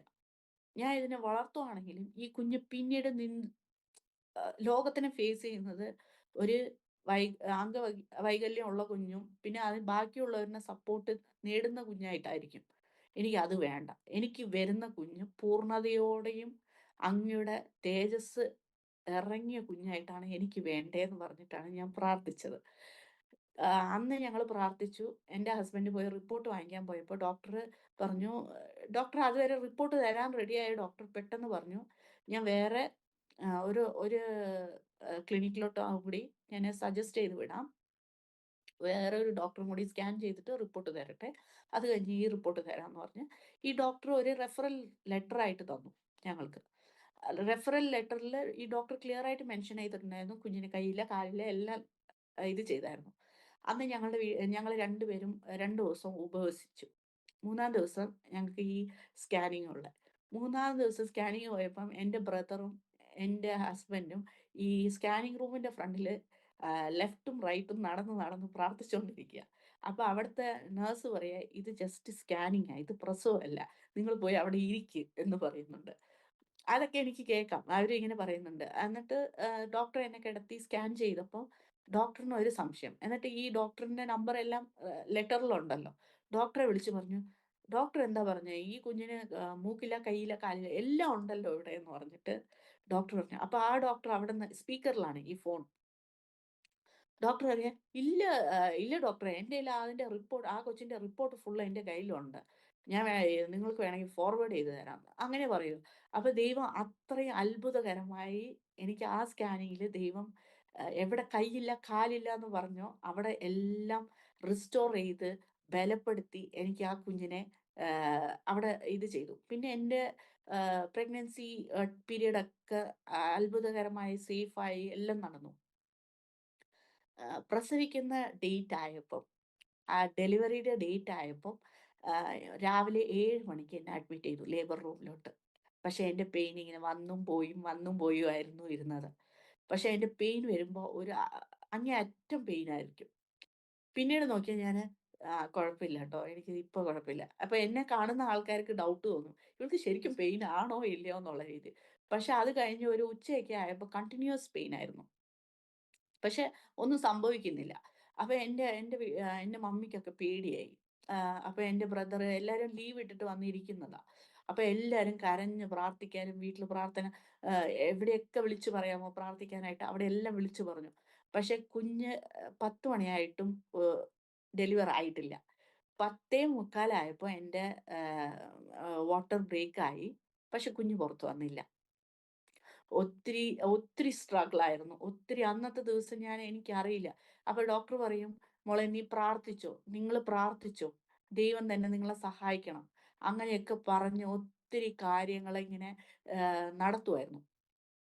ആഹ് അപ്പൊ ഞാൻ കർത്താവേ you can do all things through Christ who strengthens you. ഞാൻ ഇങ്ങനെ വചനമൊക്കെ ഇങ്ങനെ എനിക്ക് എൻ്റെ ഓർമ്മയിലുള്ള എല്ലാ വചനവും പറഞ്ഞ് ഞാനിങ്ങനെ വയറിനെയും പിടിച്ച് ഞാനിങ്ങനെ വചനമാണ് നിലവിളിച്ചുകൊണ്ടിരിക്കുന്നത്. എല്ലാവരും വേദനയിൽ നിലവിളിക്കുമ്പോൾ വേറെ എന്തെങ്കിലും ആണെങ്കിൽ ഞാൻ വചനമായിരുന്നു നിലവിളിച്ചുകൊണ്ടിരുന്നത്. കർത്താവേ I can do all things through Christ who strengthens me. God give me the strength to deliver this baby എന്ന് പറഞ്ഞിട്ട് ഞാൻ ഇങ്ങനെ പ്രാർത്ഥിച്ചുകൊണ്ടിരിക്കുക. അപ്പോഴാണ് പെട്ടെന്നാണ് ഈ ഡോക്ടേഴ്സ് എല്ലാം എന്നെ പുഷ് ചെയ്യുക അങ്ങനെ ഇങ്ങനെ ഒത്തിരി പേര് ഞങ്ങളൊരു സൂട്ട് റൂമാ എടുത്തെ നോർമൽ ഡെലിവറിക്ക് വേണ്ടി. പക്ഷെ ഈ നോർമൽ ഡെലിവറി ആവുന്നില്ല. അപ്പം കുഞ്ഞിനെ ആഹ് കുഞ്ഞ് കൈ കുഞ്ഞ് വരുന്നില്ല. അപ്പം പെട്ടെന്ന് ഒരു ഡോക്ടർ മാത്രം ഞാൻ ഇങ്ങനെ പ്രാർത്ഥിച്ചുകൊണ്ടിരിക്കുമ്പോ അവിടെ എന്റെ ചുറ്റും 4, 5 ഡോക്ടറുണ്ട്. അനസ്തീഷ്യ അവര് ഇവരൊക്കെ ഉണ്ട്. പക്ഷെ ഒരു ഡോക്ടർ മാത്രം ഫൈൻഡ് ചെയ്തു ആഹ് കുഞ്ഞ് മോഷൻ പോയി. സ്ട്രെയിൻ പുഷ് ചെയ്യുന്ന സ്ട്രെയിനും എല്ലാം കാരണം. അപ്പൊ ഒത്തിരി എന്താ പറയാ, ഒത്തിരി ഡിഫിക്കൽട്ടി ആയി. അതിന്റെ ഇടയ്ക്ക് ആ സമയം ഞാൻ പ്രസവിക്കുന്ന ആ സമയം നോക്കിയാ ഈ ഗണേശ് ചതുർത്ഥിയാ. ഈ ബാംഗ്ലൂരിലൊക്കെ ഒത്തിരി നന്നായിട്ട് സെലിബ്രേറ്റ് ചെയ്യുന്ന ഒരു ഫെസ്റ്റിവലും കൂടിയാ. ആ സമയത്ത് ഡോക്ടേഴ്സ് ഒക്കെ ലീവും മെയിൻ ഡോക്ടേഴ്സ് എല്ലാം പോയി. അപ്പൊ ഈ കുറച്ച് ഡോക്ടേഴ്സേ ഉള്ളൂ. അവര് 7, 8 പേർക്ക് പ്രസവം നോക്കണം. ആ ഒരു സിറ്റുവേഷൻ ആയിരുന്നു. ദൈവം സഹായിച്ച് എനിക്ക് ഇങ്ങനെ വാട്ടർ ബ്രേക്ക് ആയി കുഞ്ഞ് മോഷൻ പോയി എന്ന് പറയുന്ന സമയത്ത് വേറൊരു സിസ്റ്ററിനും പെയിൻ വന്ന് അവര് ആ പേഷ്യന്റിന്റെ അടുത്ത് പോയി ഡോക്ടേഴ്സ്. ഈ പേഷ്യന്റ് ഇപ്പൊ പ്രസവിക്കും എന്നുള്ള രീതിയില് അവര് വേറെ പേഷ്യന്റ്സിന്റെ അടുത്ത് പോയി. ഒരു അസിസ്റ്റന്റ് ഡോക്ടറൊക്കെ നിർത്തിയിട്ട്. പക്ഷെ അപ്പൊ എന്റെ മമ്മിക്ക് ഒത്തിരി പേടിയായി. കർത്താവേ എന്റെ കുഞ്ഞിന്റെ അടുത്ത് ആരും ഇല്ലല്ലോ. മെയിൻ ഡോക്ടേഴ്സ് ആയിട്ട് ആരും ഇല്ലല്ലോ. കർത്താവേ അങ്ങ് നിക്കണമേ എന്ന് പറഞ്ഞ് ഞങ്ങളുടെ ഫാമിലി എല്ലാവരും ഇരുന്ന് പ്രാർത്ഥിച്ചുകൊണ്ടിരിക്കുവാ. അപ്പോഴാണ് ദൈവം സഹായിച്ച് പെട്ടെന്ന് സി സെക്ഷൻ ചെയ്യാം എന്ന് ഒരു ഡോക്ടറിന് തോന്നാനും ഇത് നോട്ട് ചെയ്യാനും കുഞ്ഞ് മോഷൻ പോയത് നോട്ട് ചെയ്തതെല്ലാം ആ ഡോക്ടറായിരുന്നു. ആ ഡോക്ടർ പെട്ടെന്ന് ഓപ്പറേഷൻ തിയേറ്റർ OT റെഡിയാക്ക് നമുക്ക് കൊണ്ടുപോകാന്ന് പറഞ്ഞു. കൊണ്ടുപോകുമ്പോ തന്നെ എന്റെ ഹസ്ബൻഡിന്റെ അടുത്ത് ഒത്തിരി സൈനൊക്കെ വാങ്ങിച്ചു. കുഞ്ഞിനെക്കുറിച്ച് ഞങ്ങക്ക് ഒരു ഉത്തരവാദിത്വവും ഇല്ല. ആരെങ്കിലും ഒരാളിനെ ഞങ്ങക്ക് രക്ഷിക്കാൻ പറ്റുള്ളൂ. ആ രീതിയിലുള്ള സൈനൊക്കെ വാങ്ങിച്ചു. അത് കഴിഞ്ഞപ്പോഴേക്കും എന്റെ ഹസ്ബൻഡ് തകർന്നു. എന്റെ ഹസ്ബൻഡും വിളിച്ച് എല്ലാവരോടും പ്രാർത്ഥിക്കാനും അങ്ങനെ ഇങ്ങനെ ഇതെല്ലാം പറഞ്ഞ് ഇങ്ങനെ അവിടെ ഇരുന്ന് കരയുവാ. ഞാൻ ഞാൻ പിന്നെ പറഞ്ഞു, "കർത്താവേ അങ്ങയ്ക്കറിയാലോ. You have a plan for me. So if this is your plan എന്റെ കുഞ്ഞ് കറക്റ്റായിട്ട് എനിക്ക് കിട്ടണമേ" എന്ന് മാത്രമേ ഞാൻ പ്രാർത്ഥിച്ചുള്ളൂ. അന്ന് കൈയില്ലാന്ന് പറഞ്ഞപ്പം കൈയും കാലും തന്ന ദൈവം, ഈ കുഞ്ഞിനെ പുറത്ത് കൊണ്ടുവരാനും അങ്ങ് ശക്തനാണ്. അന്ന് മാത്രമേ ഞാൻ പ്രാർത്ഥിച്ചുള്ളൂ. അന്ന് ദൈവം ആ ഒ.ടി റൂമില് ദൈവം സഹായിച്ച് കുഞ്ഞ് അത്ഭുതകരമായി അവര് പുറത്തെടുക്കുമ്പോ അവര് പറഞ്ഞു അതിലും ഡിഫിക്കൽട്ടീസ് ഉണ്ടായിരുന്നു. കുഞ്ഞിന്റെ ഷോൾഡർ വലുതായിരുന്നു. സി സെക്ഷൻ ചെയ്തെടുക്കുമ്പോൾ ഇറ്റ് വാസ് ഡിഫിക്കൾട്ട്. അവർക്ക് അതും ചെയ്യാൻ പറ്റിയില്ലായിരുന്നു. അപ്പൊ അവര് അതും ചെയ്തിട്ട് അവര് പറഞ്ഞു കുഞ്ഞിന്റെ ഷോൾഡറൊക്കെ വലുതായതുകൊണ്ടാ കുഞ്ഞ് വരാത്തെ. പിന്നെ കുഞ്ഞിന് 4.4 കെജി ഉണ്ടായിരുന്നു. നോർമലി 3 2.5 അങ്ങനെയൊക്കെ ഉണ്ടാവും. 3.5 വരെ കുഞ്ഞിന് നോർമൽ ഡെലിവറി ആക്കും. പക്ഷെ എന്റെ കുഞ്ഞ് 4.4 കെജി ആയിരുന്നു. അപ്പൊ നല്ല വണ്ണമുള്ള കൊച്ചാ. അപ്പൊ കുഞ്ഞിനെ എടുത്ത് കാണിച്ചു. നല്ല കൊച്ചാ. ഫ്രൈഡേ ജനിച്ചു എന്ന് പറഞ്ഞ് അവര് ടൈമും ഡേറ്റൊക്കെ എഴുതിയിട്ട് കുഞ്ഞിനെ കൊണ്ടുപോയി എന്നെ ഐസിയുവിൽ കിടത്തി. പക്ഷെ എനിക്കറിയുന്നില്ല. അപ്പൊ ഹസ്ബൻഡ് വന്നു. എന്നെ കാണാൻ വന്നപ്പോ പറഞ്ഞു, "കുഞ്ഞ് നന്നായിരിക്കുന്നു." കുഞ്ഞ് പക്ഷെ ആളുടെ മുഖത്ത് എന്തോ ഒരു വിഷമമുണ്ട്. പക്ഷെ ആളെന്താന്ന് പറയുന്നില്ല. അപ്പൊ ഞാൻ വിചാരിച്ചു ടയർഡ്നെസ് ആയിരിക്കും എന്ന് പറഞ്ഞ് ഞാൻ മിണ്ടാതിരുന്നു. ലാക്റ്റേറ്റ് ചെയ്യാൻ നേഴ്സ് കൊണ്ടുവന്നു. കുഞ്ഞിനെ എൻഐസിയുവിലായിരുന്നു കിടത്തിയത്. സി സെക്ഷൻ ആയതുകൊണ്ട്. എന്നെ പാല് കൊടുക്കാൻ വേണ്ടി എൻ്റെ അടുത്ത് കൊണ്ടുവന്നപ്പം എൻ്റെ അടുത്ത് ചോദിച്ചു, നേഴ്സ് ചോദിച്ചു, ചേച്ചിയോട് പീഡിയാട്രീഷ്യൻ എന്തെങ്കിലും പറഞ്ഞോ?" എന്ന് ചോദിച്ചു. "ഇല്ല, എന്താ മോളെ?" എന്ന് ചോദിച്ചു ഞാൻ. അപ്പൊ ആ ആ ആ ആ കുട്ടി എന്നോട് പറഞ്ഞത്, "ചേച്ചി മോന്റെ കാലിങ്ങനെ വളഞ്ഞാ ഇരിക്കുന്നേന്ന്" പറഞ്ഞു. ഞാൻ പറഞ്ഞു എന്റെ മനസ്സിൽ ഇങ്ങനെയാ പോയത്. കാലില്ലാത്ത കൊച്ചിന് കാല് തന്നെങ്കി ആ വളവിന് നിവർത്താനും ദൈവത്തിന് പറ്റും. ഇനി നിവർത്തിയില്ലെങ്കിൽ ഞാൻ ഈ ഹൈറ്റുള്ള ഞാൻ കണ്ടിട്ടുള്ളത് ഈ ചില കുഞ്ഞുങ്ങൾക്ക് ഹൈറ്റ് വ്യത്യാസമുള്ള കുഞ്ഞുങ്ങൾക്ക് ഹൈറ്റുള്ള ചെരുപ്പിടുവല്ലോ. ഞാൻ ആദ്യം ഇട്ട് അറ്റ്‌ലീസ്റ്റ് എന്റെ മോനെ നടത്തിക്കോളാം. കുഴപ്പമൊന്നുമില്ലാന്ന് പറഞ്ഞു ഞാൻ. എനിക്ക് ആ സമയത്ത് വന്ന ധൈര്യമാണേ. അപ്പൊ ഞാൻ ഇങ്ങനെ പറഞ്ഞു, "ഇല്ല ചേച്ചി മൂത്രമൊഴിക്കുന്ന സ്ഥലമൊക്കെ ഒത്തിരി ചെറുതാ. ഇനി കുഞ്ഞ് മൂത്രമൊഴിച്ചില്ലെങ്കിൽ അതും ഇത്രയും നേരമായിട്ട് മൂത്രമൊഴിച്ചിട്ടില്ല. മൂത്രമൊഴിച്ചില്ലെങ്കിൽ അതും പ്രശ്നമാണ്. യൂറിൻ പോയിട്ടില്ല. യൂറിൻ പോയാൽ മാത്രമേ നമുക്ക് പറയാൻ പറ്റുള്ളൂ" എന്ന് പറഞ്ഞു. ഞാൻ പറഞ്ഞു, "അതും കുഴപ്പമില്ല. ദൈവം എന്തെങ്കിലും ഒരു വഴി കാണാതെ ഒന്നും വിടത്തില്ല" എന്ന് പറഞ്ഞു.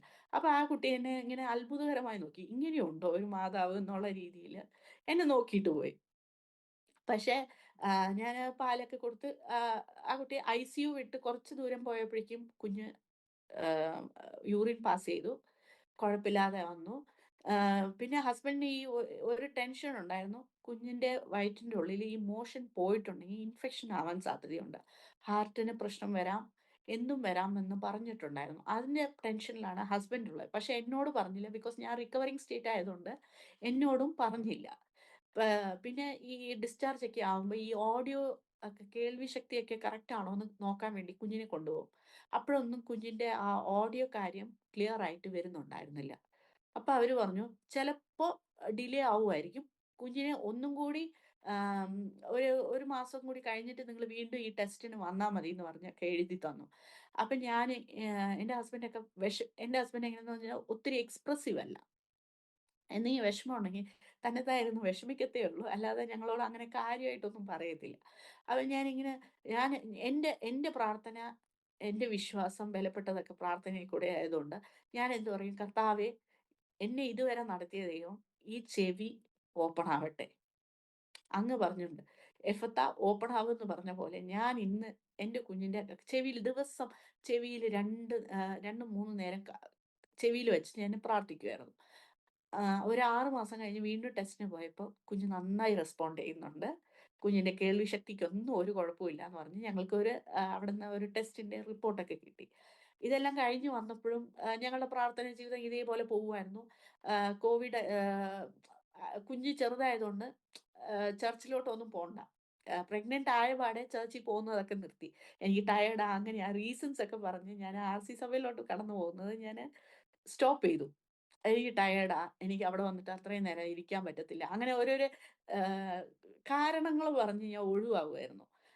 അപ്പോഴൊക്കെ ദൈവം എന്റെ കൂടെ ഉണ്ടായിരുന്നു. അപ്പൊ ഇനി ഇപ്പം കുഞ്ഞ് ചെറുതായതുകൊണ്ട് പിന്നെ കുറച്ച് 60 ദിവസത്തോളം നമ്മൾ വീട്ടിലിരുന്ന് ഇത് ചെയ്യുമല്ലോ. പക്ഷെ ഹസ്ബൻഡ് ആ സമയങ്ങളിലൊക്കെ ഹസ്ബൻഡ് കുഞ്ഞിന് വേണ്ടി ഉപവസിക്കുകയും പ്രാർത്ഥിക്കുകയൊക്കെ ചെയ്യും. ഭക്തി ഉണ്ടായിരുന്നു. അപ്പൊ എനിക്ക് എന്റെ മനസ്സിൽ ഒരു കാര്യമേ ഉള്ളൂ. കർത്താവേ, ഇത്രയും ഭക്തിയൊക്കെ ഉണ്ട്. അങ്ങയോട് അടുത്ത് ഇരിക്കാനുള്ള ആഗ്രഹമുള്ള ഹസ്ബൻഡാ എനിക്ക് തന്നേ. എല്ലാം അങ്ങ് തന്നു. പക്ഷെ രക്ഷയും കൂടി തരണമേ. എൻ്റെ ഹസ്ബൻഡിന് രക്ഷയും കൂടി വേണമേ എന്ന് പറഞ്ഞ് ഞങ്ങൾ പ്രാർത്ഥിക്കുമായിരുന്നു. ഇടയ്ക്ക് ഞങ്ങൾ ഹൊസൂർ സഭയ്ക്ക് പോകുമ്പോൾ ഹസ്ബൻഡ് ഒരു ദിവസമൊക്കെ അവിടെ വന്നിരിക്കും. മലയാള സഭയിൽ വന്നിരിക്കും. അവിടെ പാസ്റ്റർ പ്രാർത്ഥിക്കുകയും എല്ലാം ചെയ്യും. പക്ഷെ അവിടെ ഇടയ്ക്ക് ആരോ പറഞ്ഞു, "മോളെ നീ ഇപ്പഴും അവിടെ പാസ്റ്റർ വന്ന ഐപിസി പാസ്റ്ററാണ്. നാട്ടീന്ന് വന്ന പാസ്റ്ററാണ്. അവിടെ കുറച്ച് അപ്പച്ചന്മാരും ഉണ്ട്. അപ്പൊ അതിലൊരു അപ്പച്ചൻ പറഞ്ഞു, "മോളെ ഇത്രയും സത്യമൊക്കെ അറിഞ്ഞിട്ട് ഇനിയും നീ സ്വർണ്ണമൊന്നും ഊരാതെയാ നിക്കുന്നേ?" എന്ന് ചോദിച്ചു. അപ്പൊ ഹസ്ബൻഡിന് അത് ഇഷ്ടപ്പെട്ടില്ല. അന്ന് മുതൽ അവിടെ നിർത്തി. അവിടെ പോവരുത് എന്ന് പറഞ്ഞു. അപ്പൊ എനിക്ക് ഒത്തിരി സങ്കടമായി. കർത്താവേ എനിക്കറിയത്തില്ലപ്പാ. ഇത്ര കാലം നടത്തി. ഇനി ഞാൻ എന്ത് ചെയ്യും? ഹസ്ബൻഡ് ഇപ്പൊ പോണ്ടാന്ന് പറഞ്ഞല്ലോ. പക്ഷെ എന്നാലും വീട്ടില് പ്രാർത്ഥനയ്ക്ക് ഒരു മുടക്കവുമില്ല. ഞങ്ങള് തമ്മിലുള്ള ഏഹ് ഇതിനെ കുറിച്ചൊന്നും ഞാൻ ഫൈറ്റ് ചെയ്യാൻ നിന്നില്ല.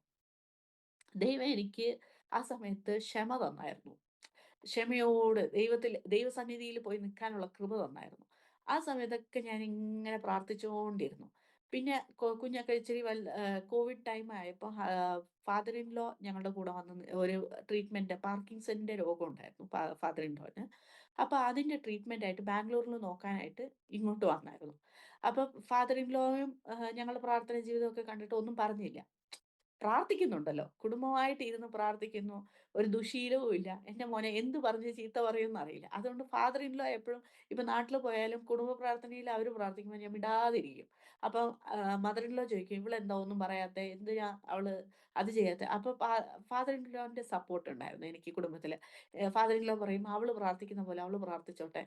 നീ നീ അതൊന്നും കണക്കെടുക്കാതെ അവിടെ ഇരുന്നേന്ന്" പറയും. അപ്പൊ അങ്ങനെ ആ രീതിയിലൊക്കെ ദൈവം എന്നെ ബലപ്പെടുത്തി.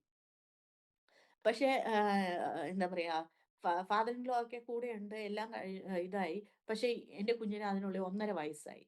1.5 വയസ്സായിട്ടും എന്റെ മോൻ നടക്കുന്നില്ല. എല്ലാരും ചോദിച്ചു തുടങ്ങി. "കൊച്ച് എന്താ നടക്കാത്തെ? ഇപ്പഴും മുട്ടുമ്മേ മാത്രാണല്ലോ എഴയുന്നേ. അതും അത്രയും ഫ്രീക്വന്റ് അല്ല. എന്തുകൊണ്ടാ നടക്കാത്തെ?" അപ്പൊ എനിക്ക് വീണ്ടും ഈ എന്താ പറയാ, ഫാമിലിയിലുള്ള ബാക്ക്ഗ്രൗണ്ട് ചോദിച്ചതും അതെല്ലാം ഓർമ്മ വരാൻ തുടങ്ങി. കർത്താവേ ഞാൻ എന്ത് ചെയ്യും? എന്ത് ചെയ്യും? എന്റെ കൊച്ചിന്റെ കാല് പിടിക്കും. പിന്നെ ഇതിന്റെ ഇടയ്ക്ക് ഇങ്ങനെ ഡൗട്ട് വന്നപ്പം ഹസ്ബൻഡ് പറഞ്ഞു നമുക്ക് ഡോക്ടറെ പോയി കാണിക്കാം.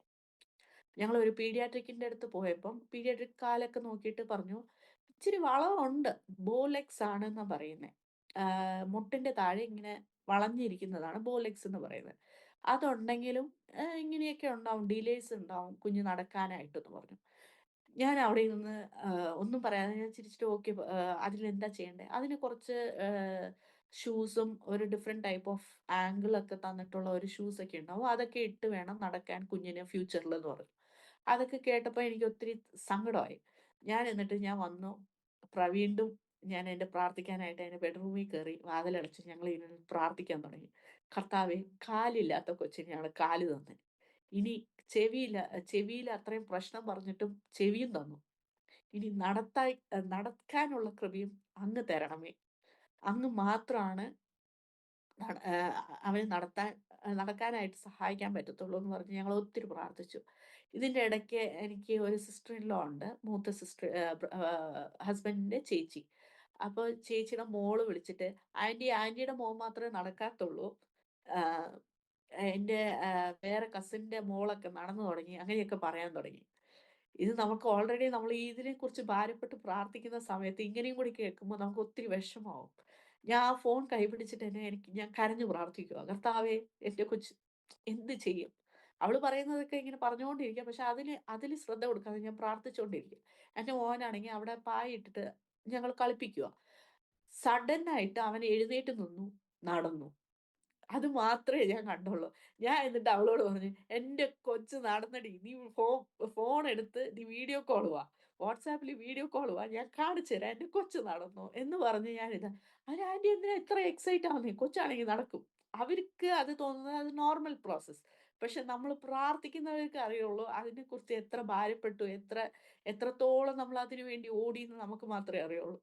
അപ്പൊ അവര് ചോദിച്ചു, "എന്തിനാ ഇത്രയും എക്സൈറ്റഡ് ആയിട്ട് നീ സംസാരിക്കുന്നേന്ന്" ചോദിച്ചു. എന്റെ കൊച്ച് ഇത്രയും നാള് നടക്കാതെ പെട്ടെന്ന് നടക്കുമ്പോ പിന്നെ സന്തോഷമല്ലേ എന്ന് പറഞ്ഞു. അപ്പൊ ഹസ്ബൻഡും എന്നെ ഇങ്ങനെയൊക്കെ കാണുമ്പോ പിന്നെ ഹസ്ബൻഡ് നോക്കിയപ്പോ കുഞ്ഞ് നടക്കുന്നു, കുഞ്ഞ് ഓടുന്നു. അതാ ഞങ്ങള് കണ്ടേ. സാധാരണ ഇങ്ങനെ ഏം ആദ്യം സ്റ്റെപ്പ് വെക്കുമ്പോ എല്ലാം കുഞ്ഞുങ്ങള് വീഴും. പക്ഷെ എന്റെ കൊച്ച് അങ്ങനെ വീണില്ല. ദൈവം സഹായിച്ച് നടത്തി. പിന്നെ നോക്കിയാൽ ബാക്കിയുള്ള കുഞ്ഞുങ്ങളൊക്കെ ദൈവകൃപയാൽ മാത്രമേ നടന്നുള്ളൂ. ബാക്കിയുള്ള കുഞ്ഞുങ്ങളൊക്കെ ജലദോഷം അത് ഇതെന്ന് പറഞ്ഞാൽ പോയി അഡ്മിറ്റ് ആവുക, ഐസിയുയിൽ കിടക്കുക, ഇങ്ങനെ കൊണ്ടുവരുന്ന ആ സമയങ്ങളൊക്കെ ആയിരുന്നു. പക്ഷെ ദൈവം സഹായിച്ച് ഇവനെ ആ ആ സിറ്റുവേഷനിലൊന്നും ദൈവം കടത്താതെ, ദൈവം അതിലൊന്നും ഇത് ചെയ്യാതെ ദൈവം ഞങ്ങളെ സഹായിച്ചു. ഓരോരോ കാര്യത്തിനും അവന്റെ ആവശ്യങ്ങൾ ആ സമയത്തൊക്കെ ഹസ്ബൻഡിന് ജോലിയില്ലാത്ത സമയമൊക്കെ ആയിരുന്നു. കുഞ്ഞ് ജനിച്ച സമയത്ത് ജോലി പോയി. അപ്പൊ ജോലിക്ക് വേണ്ടി നിൽക്കുന്ന സമയമായിരുന്നു. ഭർത്താവേ എന്റെ കുഞ്ഞിനാണെങ്കിൽ മൂത്രമൊഴിക്കാനാണെങ്കിൽ നമുക്കിങ്ങനെ പോയി നേരിട്ട് തുണിയൊക്കെ കെട്ടാൻ പറ്റില്ല. അവന്റെ കുഞ്ഞ് അവൻ മൂത്രമൊഴിച്ചാൽ സ്ട്രെയിറ്റ് അവന്റെ വായിലോട്ട് തന്നെ പോകും. ആ സമയമൊക്കെ ആയിരുന്നു. ആ സമയത്തൊക്കെ ഞാനിങ്ങനെ ദൈവമേ ഞാൻ എന്ത് ചെയ്യും? എന്ത് ചെയ്യും? സാധാരണ കുഞ്ഞുങ്ങളെ കാണാൻ വരുന്നവര് പൗഡറോ, തുണിയോ ഒക്കെ ആയിരിക്കും വാങ്ങിച്ചു കൊണ്ടുവന്ന് വരുന്നത്. പക്ഷേ ഞങ്ങളുടെ പ്രാർത്ഥന കേട്ടിട്ടാണോ എന്നറിയില്ല. ഞങ്ങളുടെ അടുത്ത വീട്ടിലിരിക്കുന്ന ഒരു സഹോദരൻ ഞങ്ങൾക്ക് വേണ്ടി ഡയപ്പറിന്റെ ഒരു വലിയൊരു മെഗാ പാക്ക് എന്നുള്ള രീതിയിൽ ഒരു വലിയ പാക്ക് കൊണ്ടുവന്ന് തന്നായിരുന്നു. അത് എന്റെ മോൻ ആ 2 ഇയേഴ്സ് അവൻ 2 ഇയേഴ്സ് കഴിയുന്നവരെ ഇടാൻ ദൈവം സഹായിച്ചു. അത്രയും ഓരോരോ കാര്യത്തിലും സ്റ്റെപ്പ് ബൈ സ്റ്റെപ്പ് അവന്റെ ജീവിതത്തിൽ സ്റ്റെപ്പ് ബൈ സ്റ്റെപ്പ് ആയിട്ട് ദൈവം സഹായിച്ച് ദൈവം അവനെ വിടുവിച്ചു. ഇതിന്റെ ഇടയ്ക്ക് ഫാദർ ഇൻ ലോ കോവിഡൊക്കെ വന്നപ്പോൾ ഫാദർ ഇൻ ലോ പറഞ്ഞു, "ഞാൻ നാട്ടിൽ തന്നെ പോയി ട്രീറ്റ്മെന്റ് എടുക്കാം. എനിക്ക് ഇവിടെ പറ്റത്തില്ല. ഇവിടെ എല്ലാവരും സൈറനൊക്കെ പോകുന്നുണ്ട്." ഫസ്റ്റ് വേവ് സമയമായിരുന്നു. അപ്പൊ അവിടെ മരിക്കുന്നു, ഇവിടെ മരിക്കുന്നു എന്നൊക്കെ കേൾക്കുമ്പോൾ എനിക്ക് പേടിയാ. ഞാൻ നാട്ടിൽ പോയി മരിക്കണം. അങ്ങനെയൊക്കെ പപ്പയ്ക്കും പ്രായമുണ്ട്. അപ്പൊ പപ്പ ഇങ്ങനെയൊക്കെ പറഞ്ഞപ്പോ ശരി എന്നാ നമുക്ക് നാട്ടിൽ പോയി വിടാം.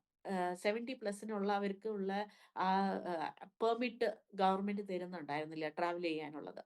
അതുകൊണ്ട് ഞങ്ങളിങ്ങനെ പിടിച്ചു വെച്ചോണ്ടിരിക്കുകയാണ്. പെട്ടെന്ന് ഒരു ദിവസം അതിന്റെ കുറവുണ്ട്. ആഹ് വയസ്സായവർക്കും ട്രാവൽ ചെയ്യാം എന്ന് പറഞ്ഞു. അത് പറഞ്ഞ പാടെ എന്താ പറയാ പപ്പയും എല്ലാം റെഡിയായി. പപ്പ പോയി.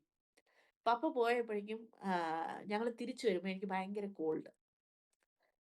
അപ്പൊ ഞാൻ വിചാരിച്ചു കോൾഡ് അല്ലേ കുഴപ്പമില്ലാന്ന് പറഞ്ഞു. പക്ഷേ ഞങ്ങളുടെ ബ്രദർ ഇൻ ലോ വിളിച്ചു പറഞ്ഞു, "രേഖേ നിനക്ക് കോൾഡ് ആണെങ്കി അത് നീ വെച്ചോണ്ടിരിക്കണ്ട. ഞാന് കോവിഡ് പോസിറ്റീവാ." അവര് അവിടെ ആക്ച്വലി അവരുടെ വീടിന്റെ പണി ചെയ്തോണ്ടിരുന്നു. അപ്പഴേ ഞാൻ ചോദിച്ചു, "എന്താ ഏട്ടനെന്താ വയ്യേ?" എന്ന് ചോദിച്ചപ്പോ, "ഇല്ല ഞാന് ഇപ്പൊ കോവിഡ് ആയതുകൊണ്ട് പണിക്കാരൊന്നും കിട്ടാത്തതുകൊണ്ട് ഞാൻ തന്നെയാ വീടിന്റെ പണിക്ക് കുറച്ച് ഞാൻ തന്നെ സഹായിക്കുന്നു. അതിന്റെ ബോഡി പെയിനാന്നൊക്കെ പറഞ്ഞു ആള്. അപ്പൊ ഞങ്ങളും അത് വിശ്വസിച്ചു. അങ്ങനെയാണ് അവന്റെ വീട്ടിലേക്ക് കേറുകയും എല്ലാം ചെയ്തത്. പക്ഷേ അത് കോവിഡ് ആയിരുന്നു.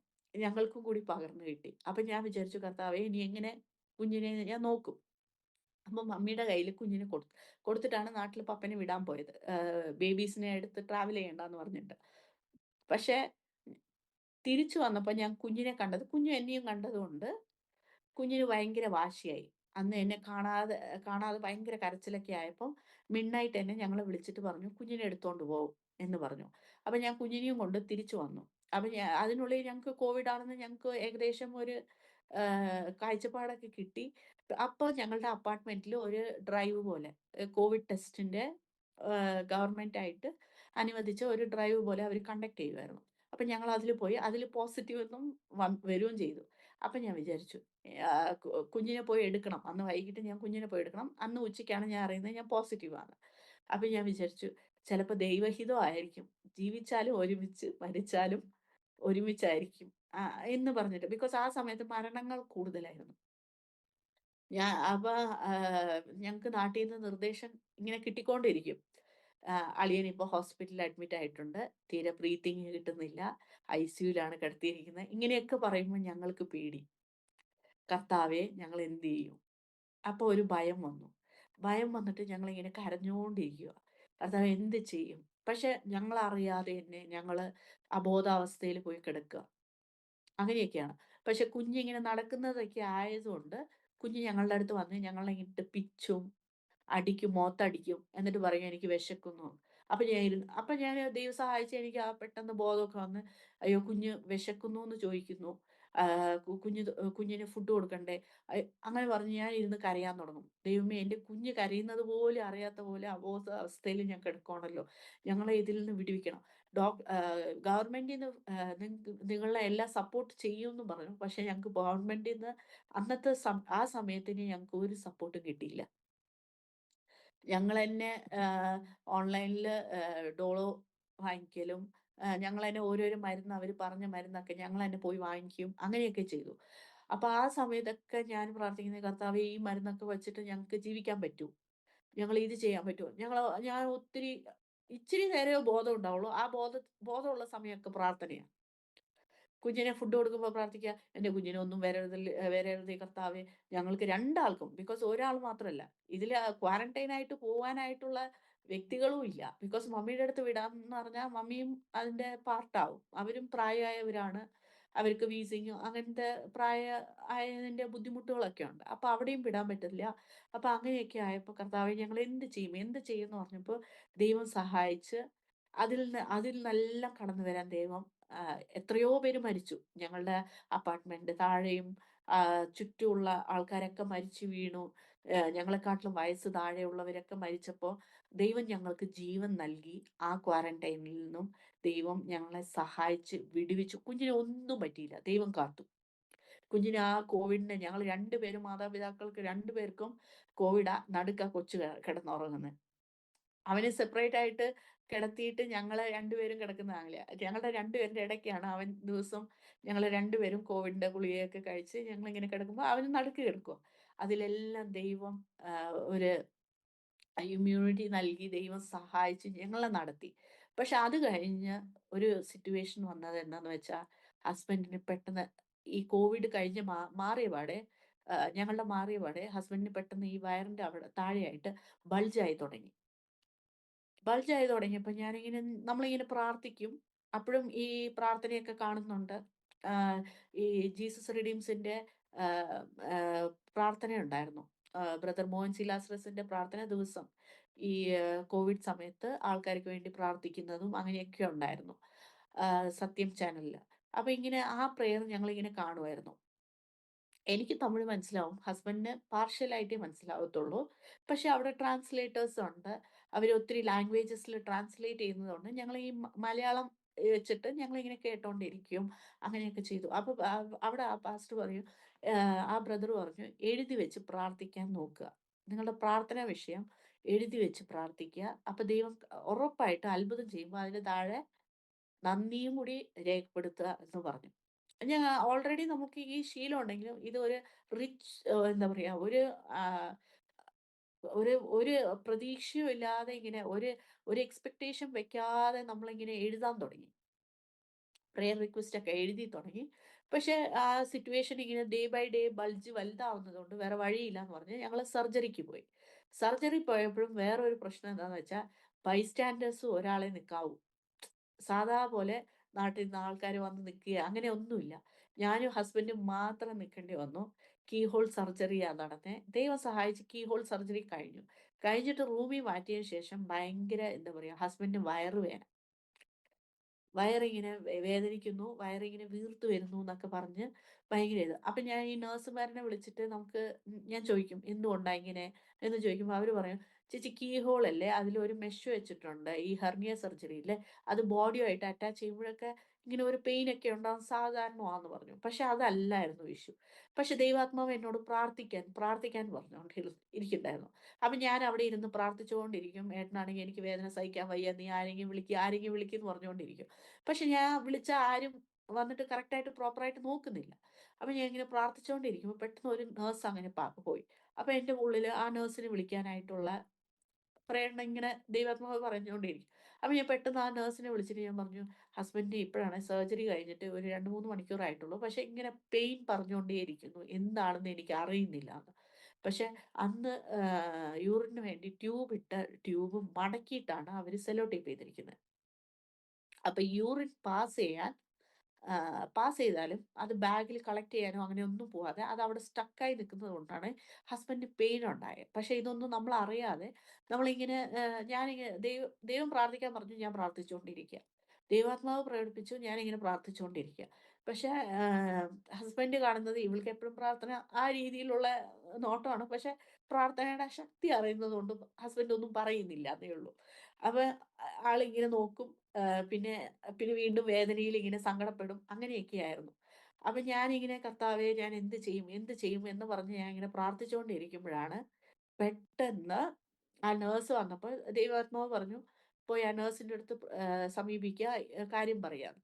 അങ്ങനെ പോയി പറഞ്ഞ പാടെ ആ നേഴ്സ് വന്ന് ഫുൾ എവിടെയൊക്കെ അവർ ബാൻഡേജ് ചെയ്തിട്ടുണ്ടോ അവിടെയൊക്കെ പരിശോധിക്കാൻ തുടങ്ങി. പരിശോധിച്ച് തുടങ്ങിയപ്പോഴാണ് ഈ ബാൻഡേജ് ഇട്ട് സെക്യൂർ ചെയ്ത യൂറിനറി ട്യൂബ് ഫുള്ള് മടങ്ങിയിരിക്കുന്നത് കണ്ടു. അതൊന്ന് റിലീസ് ആയപ്പോഴേക്കും ഒരു ബാഗ് ആ ബാഗ് ആ യൂറിൻ ബാഗ് ഫുള്ള് നിറയാനിടയുണ്ടായി. അത് മാറ്റിയിട്ട് വീണ്ടും നിറയാനായിട്ട്. അത്രയും യൂറിൻ അവിടെ വയറ്റില് പിടിച്ചു വെച്ചതുകൊണ്ട് ആ വേദന സഹിക്കാൻ പറ്റാതെ കരയും ഇതൊക്കെയായത്. പക്ഷെ അത് കുറച്ച് നേരം കൂടി അതുപോലെ പോയിരുന്നെങ്കിൽ എന്തെങ്കിലും കോംപ്ലിക്കേഷൻ വരാൻ സാധ്യതയുണ്ടായിരുന്നു. പക്ഷെ കർത്താവ് അവിടെയും ഞങ്ങളെ വിടുവിച്ചു. ദൈവം അതിൽ നിന്നെല്ലാം ഹീൽ ചെയ്ത് പ്രോപ്പറായി എല്ലാം ദൈവം കൊണ്ടുവന്നു. ഇതിനിടയ്ക്ക് ഞങ്ങളുടെ പാസ്റ്റർ ഹൊസൂസ പാസ്റ്റർ വിളിച്ചിട്ട്, "സിസ്റ്ററെ ഞാൻ നിങ്ങൾക്ക് വേണ്ടി പ്രാർത്ഥിക്കുമോ? മോന് ഒരു അപകടം കാണുന്നുണ്ടെന്ന്" പറഞ്ഞു. ഞാൻ പറഞ്ഞു, "എന്താ പാസ്റ്റർ?" പാസ്റ്റർ പറഞ്ഞു, "നമുക്ക് പ്രാർത്ഥിക്കാം." എനിക്ക് ഈ ദൂത് പറയുന്നവരൊക്കെ എനിക്ക് അത്ഭുതമായിരുന്നു. ബിക്കോസ് അന്നത്തെ കാലത്തൊന്നും ഈ കൃപാവരങ്ങളെല്ലാം ബൈബിളിൽ മാത്രമേ ഞാൻ കണ്ടിട്ടുള്ളൂ. ഈ കൃപാവരങ്ങളില് ആക്ടിവേറ്റ് ചെയ്ത് പാസ്റ്റർമാർ പറയുന്നതൊക്കെ ഞാൻ ആദ്യമായിട്ടാ കാണുന്നത്. അപ്പൊ ഞാൻ അതൊക്കെ വല്യ വല്യ പാസ്റ്റർ മാത്രമേ ചെയ്യത്തുള്ളൂ എന്നുള്ള ധാരണയിൽ നടക്കുന്ന ആ അറിവില്ലായ്മ ഉള്ള ദിവസങ്ങളിലായിരുന്നു. അപ്പൊ പാസ്റ്റർ പറഞ്ഞു, "ഒരു താർ റോഡാണ് കാണുന്നേ" എന്ന് പറഞ്ഞു. ഞാൻ പറഞ്ഞു, ഞങ്ങൾ അപ്പൊ ഇരിക്കുന്നത് ഒരു അപ്പാർട്ട്മെന്റിലാ. പാസ്റ്ററെ, താഴെ കോൺക്രീറ്റ് റോഡാ. ഗേറ്റ് വരെ കോൺക്രീറ്റ് റോഡാ. എന്റെ മോനാണെങ്കിൽ ഞങ്ങള് താഴേക്ക് ഈ മോന് ഈ ഇതെല്ലാം ആയതുകൊണ്ട് ഹസ്ബൻഡിനും എനിക്ക് ഈ മോൻ പൊന്നു മോനാന്ന് പറയുന്ന പോലെ താഴെയും ഇരുത്തത്തില്ല. എപ്പഴും ഞങ്ങളിങ്ങനെ എടുത്ത് നടക്കത്തേ ഉള്ളൂ. ഹസ്ബൻഡ് എന്റെ അടുത്ത് പോലും കൊടുക്കത്തില്ല. ഫീഡിങ്ങിന് മാത്രമേ എന്റെ അടുത്ത് കുഞ്ഞിനെ കൊടുക്കത്തുള്ളൂ. ഇപ്പൊ ഹസ്ബൻഡ് വീട്ടിലിരിക്കുകയാണെങ്കിൽ കുഞ്ഞ് എന്റെ കയ്യിലേ വരത്തില്ല. ഹസ്ബൻഡ് ആയിരിക്കും ഫുള്ള് ഇങ്ങനെ എടുത്ത് നടക്കലും അങ്ങനെയൊക്കെ ചെയ്യുന്നത് ഹസ്ബൻഡാ. അപ്പൊ അങ്ങനെ ഇരിക്കുമ്പോ കർത്താവേ, ഈ ഈ സ് ഈ ഇത് വെളിപ്പെട്ടല്ലോ. ഇത് എവിടെയാന്ന് എന്താന്നൊന്നും അറിയുന്നില്ല. ഞങ്ങളിങ്ങനെ പ്രാർത്ഥിച്ചുകൊണ്ടിരിക്കുക. ഹസ്ബൻഡ് ഹസ്ബൻഡിന്റെ ചേർച്ചിലോട്ട് പോവും. പിന്നെ അന്ന് ഹസ്ബൻഡ് നിർബന്ധിച്ചാൽ ഞാനും കൂടെ പോവും. പക്ഷെ ഞാൻ അന്നെല്ലാം എന്നെ രക്തത്തിൽ മുദ്രയിട്ട് പ്രാർത്ഥിക്കും. "കർത്താവേ, ഞാനിവിടെ പോകുന്നത് എൻ്റെ സ്വന്തം ഇഷ്ടം പ്രകാരമല്ല. ഞാൻ ഒരു ഒരു ഐഡലിന്റെ മുമ്പിലും ഞാൻ വർഷിപ്പ് ചെയ്യത്തില്ല. അങ്ങാണ് ഏകദൈവം." ഇതൊക്കെ ഞാൻ പറഞ്ഞ് ഞാൻ പോവും. പക്ഷെ ദൈവം എൻ്റെ കൂടെ ഉണ്ടായിരുന്നു. ബിക്കോസ് എൻ്റെ സാഹചര്യം അറിയുന്ന ദൈവമാണ്. മനുഷ്യനെക്കാട്ടിലും ദൈവം നമ്മുടെ ഹൃദയം അറിയുന്ന ദൈവമാണ്. അന്ന് എല്ലാം എൻ്റെ കൂടെ ഉണ്ടായിരുന്നു. ദൈവം സഹായിച്ചു. എന്താന്ന് വെച്ചാ ഞങ്ങളപ്പം വീട് നോക്കുവായിരുന്നു. കുഞ്ഞ് ജനിച്ചു, കുഞ്ഞ് വലുതായി. ഞങ്ങൾ ഈ വാടകയും കൊടുത്തിട്ട് എന്താ പറയാ, വെറുതെ ഇരിക്കുന്നതിനെക്കാട്ടിലും അത് ഇഎംഐ ആയിട്ട് കൺവേർട്ട് ചെയ്ത് ഒരു വീട് കിട്ടിയാൽ നന്നായിരിക്കും എന്ന് പറഞ്ഞ് ഞങ്ങളിങ്ങനെ എഴുതി വെച്ച് പ്രാർത്ഥിക്കുന്ന സമയമാ. ഞങ്ങള് അഡ്വാൻസ് കൊടുക്കാൻ പോകുമ്പോ ആ വീട് അവര് പറയും. എല്ലാം സംസാരിച്ച് എല്ലാം ഓക്കെ ആയി. ഒരു 2 ബിഎച്ച്കെ വീടാണ്. ഞങ്ങൾക്ക് 1 ബെഡ്റൂം ആണെങ്കിൽ മാതാപിതാക്കൾ വരുമ്പോ അവര് താമസിക്കാൻ 1 ബെഡ്റൂം ഉള്ള വീട്. ആ രീതിയിലുള്ള ഒരു 2 ബിഎച്ച്കെ ഫ്ലാറ്റാണ് നമ്മള് നോക്കിക്കൊണ്ടിരുന്നത്. അപ്പൊ ഞങ്ങളിങ്ങനെ പോവും.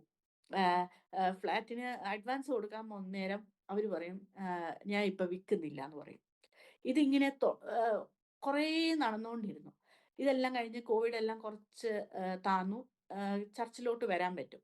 അപ്പൊ ഞാൻ പറഞ്ഞു, "നമുക്ക് ഇത്രത്തോളം ദൈവം നന്മ ചെയ്തു. ഈ കോവിഡിന്ന് നമ്മളെ ദൈവം ജീവനോടെ കൊണ്ടുവന്നു. നിങ്ങളുടെ ഹെർണിയ ഓപ്പറേഷൻ ദൈവം നടത്തി, അതിലെല്ലാം വിടുവിച്ചു. അപ്പൊ നമുക്ക് അതിന് നന്ദിയായിട്ട് നമുക്ക് ഒരേ ഒരു പ്രാവശ്യം എന്നെ ആ ചർച്ചിലോട്ട് കൊണ്ടുപോകും.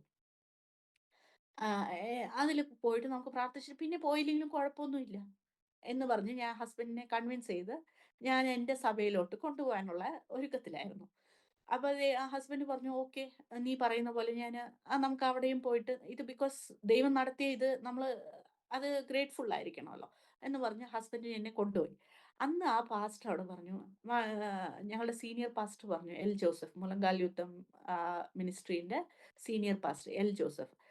അപ്പൊ പാസ്റ്റർ പറഞ്ഞു, "മോളെ, നീ വീട് വീട് നോക്കുന്നതൊക്കെ എല്ലാം നല്ലതാണ്. അതൊരു അസറ്റാണ്. നിങ്ങൾ എത്രയും പെട്ടെന്ന് അതൊക്കെ വാങ്ങിക്കണം" എന്ന് പറഞ്ഞു. അപ്പൊ പെട്ടെന്ന് ഹസ്ബൻഡ് പറഞ്ഞു, "അതെ പാസ്റ്റർ, ഞങ്ങളിപ്പോ നോക്കുന്നുണ്ട്. വീട് വാങ്ങിക്കാനൊക്കെ നോക്കുന്നുണ്ട്." അപ്പൊ പാസ്റ്റർ പറഞ്ഞു, "ഒരു കാരണവശാലും ഫ്ലാറ്റ് ആയിട്ട് വാങ്ങിക്കരുത്. വീടായിട്ട് വാങ്ങിക്കണം. പിന്നീട് നിങ്ങൾ ഇവിടുന്ന് പോവുകയാണെങ്കിൽ നിങ്ങൾക്ക് ഒരു അസറ്റ് ആവും. അത് കൊടുത്താലും നല്ല പൈസ കിട്ടും. അങ്ങനെ നോക്കിക്കോളാം" എന്ന് പറഞ്ഞു. അപ്പൊ ഹസ്ബൻഡിന്റെ ടോട്ടൽ കാഴ്ചപ്പാടേ മാറി. പാസ്റ്റർ പറഞ്ഞു, "അതുകൊണ്ട് ഞാൻ നോക്കും" എന്നുള്ള രീതിയില് വില്ലകളായിട്ട് നോക്കാൻ തുടങ്ങി. അപ്പൊ ഫാദർ ഇൻ ലോ കൂടെയുണ്ട്. ഫാദർ ഇൻ ലോ പറഞ്ഞു, "ഈ വില്ലയൊക്കെ കുഴപ്പമില്ല. പക്ഷേ ഇതൊന്നും നമ്മളെ നാട്ടിലത്തെ പോലെ ആവുന്നില്ല. ഇവിടെ വില്ലയൊക്കെ ആണെങ്കിൽ 2 സെന്റ് 3 സെന്റിലാണ് ഓരോരോ വീട് വരുന്നത്. ഡ്യൂപ്ലെക്സ് പോലെ അങ്ങനെയൊക്കെ കെട്ടുന്നത്." അപ്പൊ കർത്താവ് അനുഗ്രഹിച്ച് 2 ബെഡ്റൂമിന് ഞങ്ങൾ പ്രാർത്ഥിച്ചപ്പം ദൈവം 4 ബെഡ്റൂമായിട്ട് തന്നു. പക്ഷെ അപ്പഴും ഒരു ദൂത് കിടപ്പുണ്ടായിരുന്നു. മോന് എന്തോ ഒരു അപകടം വരുന്നുണ്ട്. അതിനുവേണ്ടി പ്രാർത്ഥിക്കാൻ. അപ്പോഴൊന്നും ക്യാൻസൽ ചെയ്ത് പ്രാർത്ഥിക്കാനുള്ള അറിവൊന്നും എനിക്കുണ്ടായിരുന്നില്ല. ഞാനിങ്ങനെ "കർത്താവേ എൻ്റെ കുഞ്ഞിനെ കാത്തോളണമേ" ഈ പ്രാർത്ഥന മാത്രമേ ഉണ്ടായിരുന്നുള്ളൂ. പക്ഷേ ഞങ്ങൾ ഈ വീട്ടിൽ മാറി പപ്പയെല്ലാം നാട്ടിലേക്കൊക്കെ പോയല്ലോ. അപ്പം ഞങ്ങൾ ഈ വീട്ടിലേക്ക് മാറി. ഞങ്ങള് വീട്ടില് മൂവ് ചെയ്തു. ദൈവം സഹായിച്ച് ഞങ്ങൾക്കൊരു 4 ബെഡ്റൂമുള്ള വീടൊക്കെ തന്നു. ദൈവത്തിന് വേണ്ടി മഹത്വം പെടുത്താൻ ഞങ്ങൾ സാക്ഷ്യമെല്ലാം പറഞ്ഞു. ദൈവം ഞങ്ങളെ ഇത്രത്തോളം സഹായിച്ചു. 2 വീട് ചോദിച്ച സ്ഥലത്ത് ദൈവം 4 ബെഡ്റൂമുള്ള വീട് തന്നു എന്നൊക്കെ പറഞ്ഞിരിക്കുമ്പോഴാണ് പെട്ടെന്ന് എൻ്റെ മോൻ വീട്ടിൻ്റെ ഫ്രണ്ടിൽ കളിച്ചോണ്ടിരിക്കുമ്പോ ഒരു 2 വീലർ വന്ന് അവനെ ഇടിക്കുകയും 2 വീലർ അവനെ ടച്ച് ചെയ്തിട്ടില്ല. അവൻ ഇട്ടിരുന്ന ചെരുപ്പിന്റെ ബാക്ക് ഭാഗത്തില് വീല് കേറും. അവൻ താഴെ വീഴുന്നതും അവന്റെ സ്കിന്ന് ഒരു 6 ലെയേഴ്സ് പോയി. 6 ലെയർ ഓഫ് ടിഷ്യൂസ് പോയി. ഒരു നല്ല ഡീപ്പ് വൂണ്ടാ. അപ്പൊ ഞാൻ ആ സമയമായിരുന്നു ഞാൻ ജസ്റ്റ് പാൽ ഓഫ് ചെയ്യാന്ന് പറഞ്ഞ് ഞാൻ വന്നത്. പാൽ ഓഫ് ചെയ്യാൻ വന്നപ്പം ഗ്യാസില് പാലുണ്ട്. പക്ഷെ ഞാൻ ഓഫ് ചെയ്തില്ല. കുഞ്ഞ് വീണല്ലോ എന്ന് പറഞ്ഞ് ഞാനിങ്ങ് ഓടി. ഹസ്ബൻഡും കുഞ്ഞിനെ എടുത്ത് ഞങ്ങള് ഹോസ്പിറ്റലിലേക്ക് പോയി. പക്ഷെ അപ്പഴൊക്കെ ദൈവം പരിശുദ്ധാത്മാവ് ഞങ്ങളുടെ കൂടെ ഉണ്ടായതുകൊണ്ട് പരിശുദ്ധാത്മാവ് ഉണർത്തുവായിരുന്നു. "നീ ഗ്യാസ് ഓഫ് ചെയ്തില്ല" എന്ന് പറഞ്ഞു. ഞങ്ങളെ ഹോസ്പിറ്റലിലേക്ക് കൊണ്ടുപോയത് 6 കിലോമീറ്ററേ ഉള്ളൂ. വീടിനും ഹോസ്പിറ്റലിലേക്കും. ഹോസ്പിറ്റലിൽ കൊണ്ടുപോയപ്പം ഞാൻ പറഞ്ഞു ഹസ്ബൻഡിനോട്, ഹസ്ബൻഡ് ഏത് രീതിയിൽ എടുക്കുംന്ന് അറിയില്ല. അപ്പൊ ഞാൻ പറഞ്ഞു, "ഏട്ടാ ഞാന് ഗ്യാസ് ഓഫ് ചെയ്യാൻ വിട്ടുപോയി. കുഞ്ഞ് വീണതുകൊണ്ട് ഞാൻ ഓഫ് ചെയ്തില്ലാന്ന് തോന്നുന്നു. ഒന്ന് വീട്ടിൽ പോയിട്ട് അതൊന്ന് ചെക്ക് ചെയ്തിട്ട് വന്നാ മതി. അതിനുള്ളിൽ കുഞ്ഞിനെ ഡ്രസ്സിംഗ് ഒക്കെ ഞാൻ നോക്കിക്കോളാം" എന്ന് പറഞ്ഞു. പക്ഷെ ആ സമയത്ത് ദൈവാത്മാവ് എൻ്റെ ഹസ്ബൻഡിനെ ശക്തിപ്പെടുത്തിയതാണെന്ന് തോന്നുന്നു. ബിക്കോസ് അങ്ങനെയുള്ള ഒരു സിറ്റുവേഷനിൽ ആരും വിട്ടു പോകത്തില്ല. വൈഫിനെയോ കുഞ്ഞിനെയോന്ന്. പക്ഷെ അന്ന് ദൈവാത്മാവ് ശക്തിപ്പെടുത്തി എൻ്റെ ഹസ്ബൻഡ് തിരിച്ച് വണ്ടി ഓടിച്ച് വീട്ടിൽ വന്ന് നോക്കിയപ്പോ പാലിന്റെ ആ ക്രീം ലെയർ അത് മേലെ വന്ന് ഇങ്ങനെ പൊങ്ങി വീണ് അത് കത്തിക്കൊണ്ടിരിക്കുവായിരുന്നു. അത് നമ്മള് കാണാതെ പോയിരുന്നെങ്കിൽ എന്തെങ്കിലും ഒരു നല്ല ഒരു അപകടം സംഭവിച്ചേനെ. ഗ്യാസ് പൊട്ടിത്തെറിക്കുകയോ എന്തെങ്കിലുമൊക്കെ സംഭവിച്ചേനെ. പക്ഷെ ദൈവം സഹായിച്ച് അവിടെയും വിടുവിച്ച് ഞങ്ങളെ അന്ന് കാത്തു. ഇതിന്റെ ഇടയ്ക്ക് ഹോസ്പിറ്റലിൽ നടക്കുന്ന സംഭവം എന്ന് വെച്ചാൽ, ഇത് ആക്സിഡന്റ് ആണ്. കുഞ്ഞ് ഇങ്ങനെയൊക്കെ കുഞ്ഞ് നിലവിളിച്ച് കരയുക, വാട്ട് കരയുക. അപ്പം അവര് പറയുന്നത് എന്താന്ന് വെച്ചാൽ മൾട്ടിപ്പിൾ ഫ്രാക്ചർ ഉണ്ടാവും. അങ്ങനെയൊക്കെ ഉണ്ട്. അങ്ങനെ ഉണ്ടെങ്കിൽ പെട്ടെന്ന് സർജറി ചെയ്യണം. ഈ വൂണ്ടിന്റെ സീരിയസ്നെസ് കാണുമ്പോ കുഞ്ഞ് ഒത്തിരി എന്താ പറയാ ഫ്രാക്ചർ ആവാനാ സാധ്യത. അതുകൊണ്ടാ കുഞ്ഞിങ്ങനെ കരയുന്നേന്ന് പറഞ്ഞ് അവര് ഒത്തിരി ഇത് ചെയ്യുവാ. എന്റെ മോനോട് ഞാൻ അന്ന് രാവിലെ മുതൽ എനിക്കൊരു പ്രേരണ എന്തോ സംഭവിക്കാൻ പോകുന്നുണ്ടെന്ന് എനിക്കറിയാം. ആത്മാവിൽ എനിക്ക് അറിയുന്നുണ്ട്. അന്ന് അവനോട് പറഞ്ഞതാ. 10 പ്രാവശ്യം പറഞ്ഞതാ. "നീ പോകരുത്, നീ പോകരുതെന്ന്" പറഞ്ഞപ്പോ ആ കുഞ്ഞിന് എന്താന്ന് വെച്ചാ എന്റെ മമ്മി പറഞ്ഞിട്ടും ഞാൻ പോയല്ലോ. അതുകൊണ്ടാ മമ്മി എന്നെ ചീത്ത പറയരുത് അങ്ങനെയൊക്കെ. "കുഴപ്പമില്ല മോനെ ജീസസ്" അപ്പൊ പിന്നെ അടുത്തത് എൻ്റെ മോനെ എന്താന്ന് വെച്ചാൽ ഞങ്ങള് ചെറുപ്പം മുതൽക്കൊണ്ടേ ഞങ്ങള് പ്രാർത്ഥിക്കുന്നത് കണ്ട് കുഞ്ഞ് വളർന്നതുകൊണ്ട് കുഞ്ഞിനെ അറിയാം. "മമ്മി ജീസസ് എന്നെ രക്ഷിച്ചില്ലാന്ന് തോന്നുന്നു. അതുകൊണ്ടാ എനിക്ക് ഹേർട്ട് ആയേന്ന്" പറഞ്ഞു. ഞാൻ പറഞ്ഞു, "ജീസസ് രക്ഷിച്ചത് കൊണ്ടാ മോന് ഇച്ചിരി ഹേർട്ടേ ആയുള്ളൂ. അത് മാറിക്കോളും. നീ വിഷമിക്കേണ്ട." കുഞ്ഞിനെ വലിയ കാര്യത്തില് ബലപ്പെടുത്തി ഞാൻ അയച്ചു വിട്ടു എക്സ്റേ റൂമിലോട്ട്. പക്ഷെ എൻ്റെ ഹൃദയം ഈ ഡോക്ടർ പറഞ്ഞ കാര്യമാ. മൾട്ടിപ്പിൾ ഫ്രാക്ചർ ആണെങ്കിൽ ഉടൻ തന്നെ സർജറി വേണം. ഞാൻ അവിടെ ഇരുന്ന് കർത്താവേ അതിനൊന്നും ഇടയാക്കരുത്. പിന്നെ ഹസ്ബൻഡിനെ വിളിച്ച് പറയാനും പറ്റില്ല. ഹസ്ബൻഡ് തിരിച്ചു വരണം. അപ്പൊ ഈ എക്സ്റേ കഴിയുമ്പഴേക്കും ഞങ്ങളുടെ സൊസൈറ്റിയിൽ ഇരിക്കുന്ന ഒരു പീഡിയാട്രീഷ്യൻ ഡോക്ടറെ ഞങ്ങൾക്ക് അറിയായിരുന്നു. ആ ഡോക്ടർ വന്നിട്ട് "എന്താ രേഖ ഇവിടെ ഇരിക്കുന്നേന്ന്" ചോദിച്ചു. "കുഞ്ഞിനിങ്ങനെ സംഭവിച്ചു" എന്ന് പറഞ്ഞു. അപ്പൊ എന്റെ പാനിക് ഒക്കെ കണ്ടപ്പോ എനിക്ക് കുറച്ച് വെള്ളമൊക്കെ തന്നിട്ട് പക്ഷെ ഞാൻ അവിടെ പ്രാർത്ഥിച്ചുകൊണ്ടിരിക്കുകയായിരുന്നു. ദൈവം സഹായിച്ച് അവരെനിക്ക് വെള്ളമൊക്കെ തന്നിട്ട് "ഞാൻ കുഞ്ഞിനെ നോക്കിക്കോളാം. നീ അവിടെ പോയി ഇരിക്കെന്ന്" പറഞ്ഞ് എനിക്കൊരു ഒരു ഇരിക്കാനുള്ള ഒരു സ്പേസ് കിട്ടി. നമുക്ക് പ്രാർത്ഥിക്കാൻ പറ്റുന്ന ഒരു സ്പേസ് കിട്ടി. അവിടെ ഇരുന്ന് ഞാൻ പ്രാർത്ഥിച്ചുകൊണ്ടിരുന്നു. ഹസ്ബൻഡ് വന്നു. ഹസ്ബൻഡ് ചോദിച്ചു, "എന്താ പറ്റിയെ?" അവര് പറയുന്നു, "എന്തോ സർജറി ഒക്കെ വേണമെന്ന് പറയുന്നുണ്ട്. ഫ്രാക്ചർ ഉണ്ടെങ്കി. ഇപ്പൊ എക്സ്റേ റൂമിലേക്ക് കേറ്റിയിട്ടുണ്ട്. ഇതുവരെ കൊണ്ടുവന്നില്ലാന്ന്" പറഞ്ഞു. അതിനുള്ളിൽ ഡോക്ടർ പെട്ടെന്ന് വന്ന് പറഞ്ഞു, കുഞ്ഞിന്റെ അത്ഭുതമാട്ടോ. കുഞ്ഞിന്റെ കാലിന് ഒന്നും പറ്റിയിട്ടില്ല. ഫ്രാക്ചർ ഒന്നുമില്ല.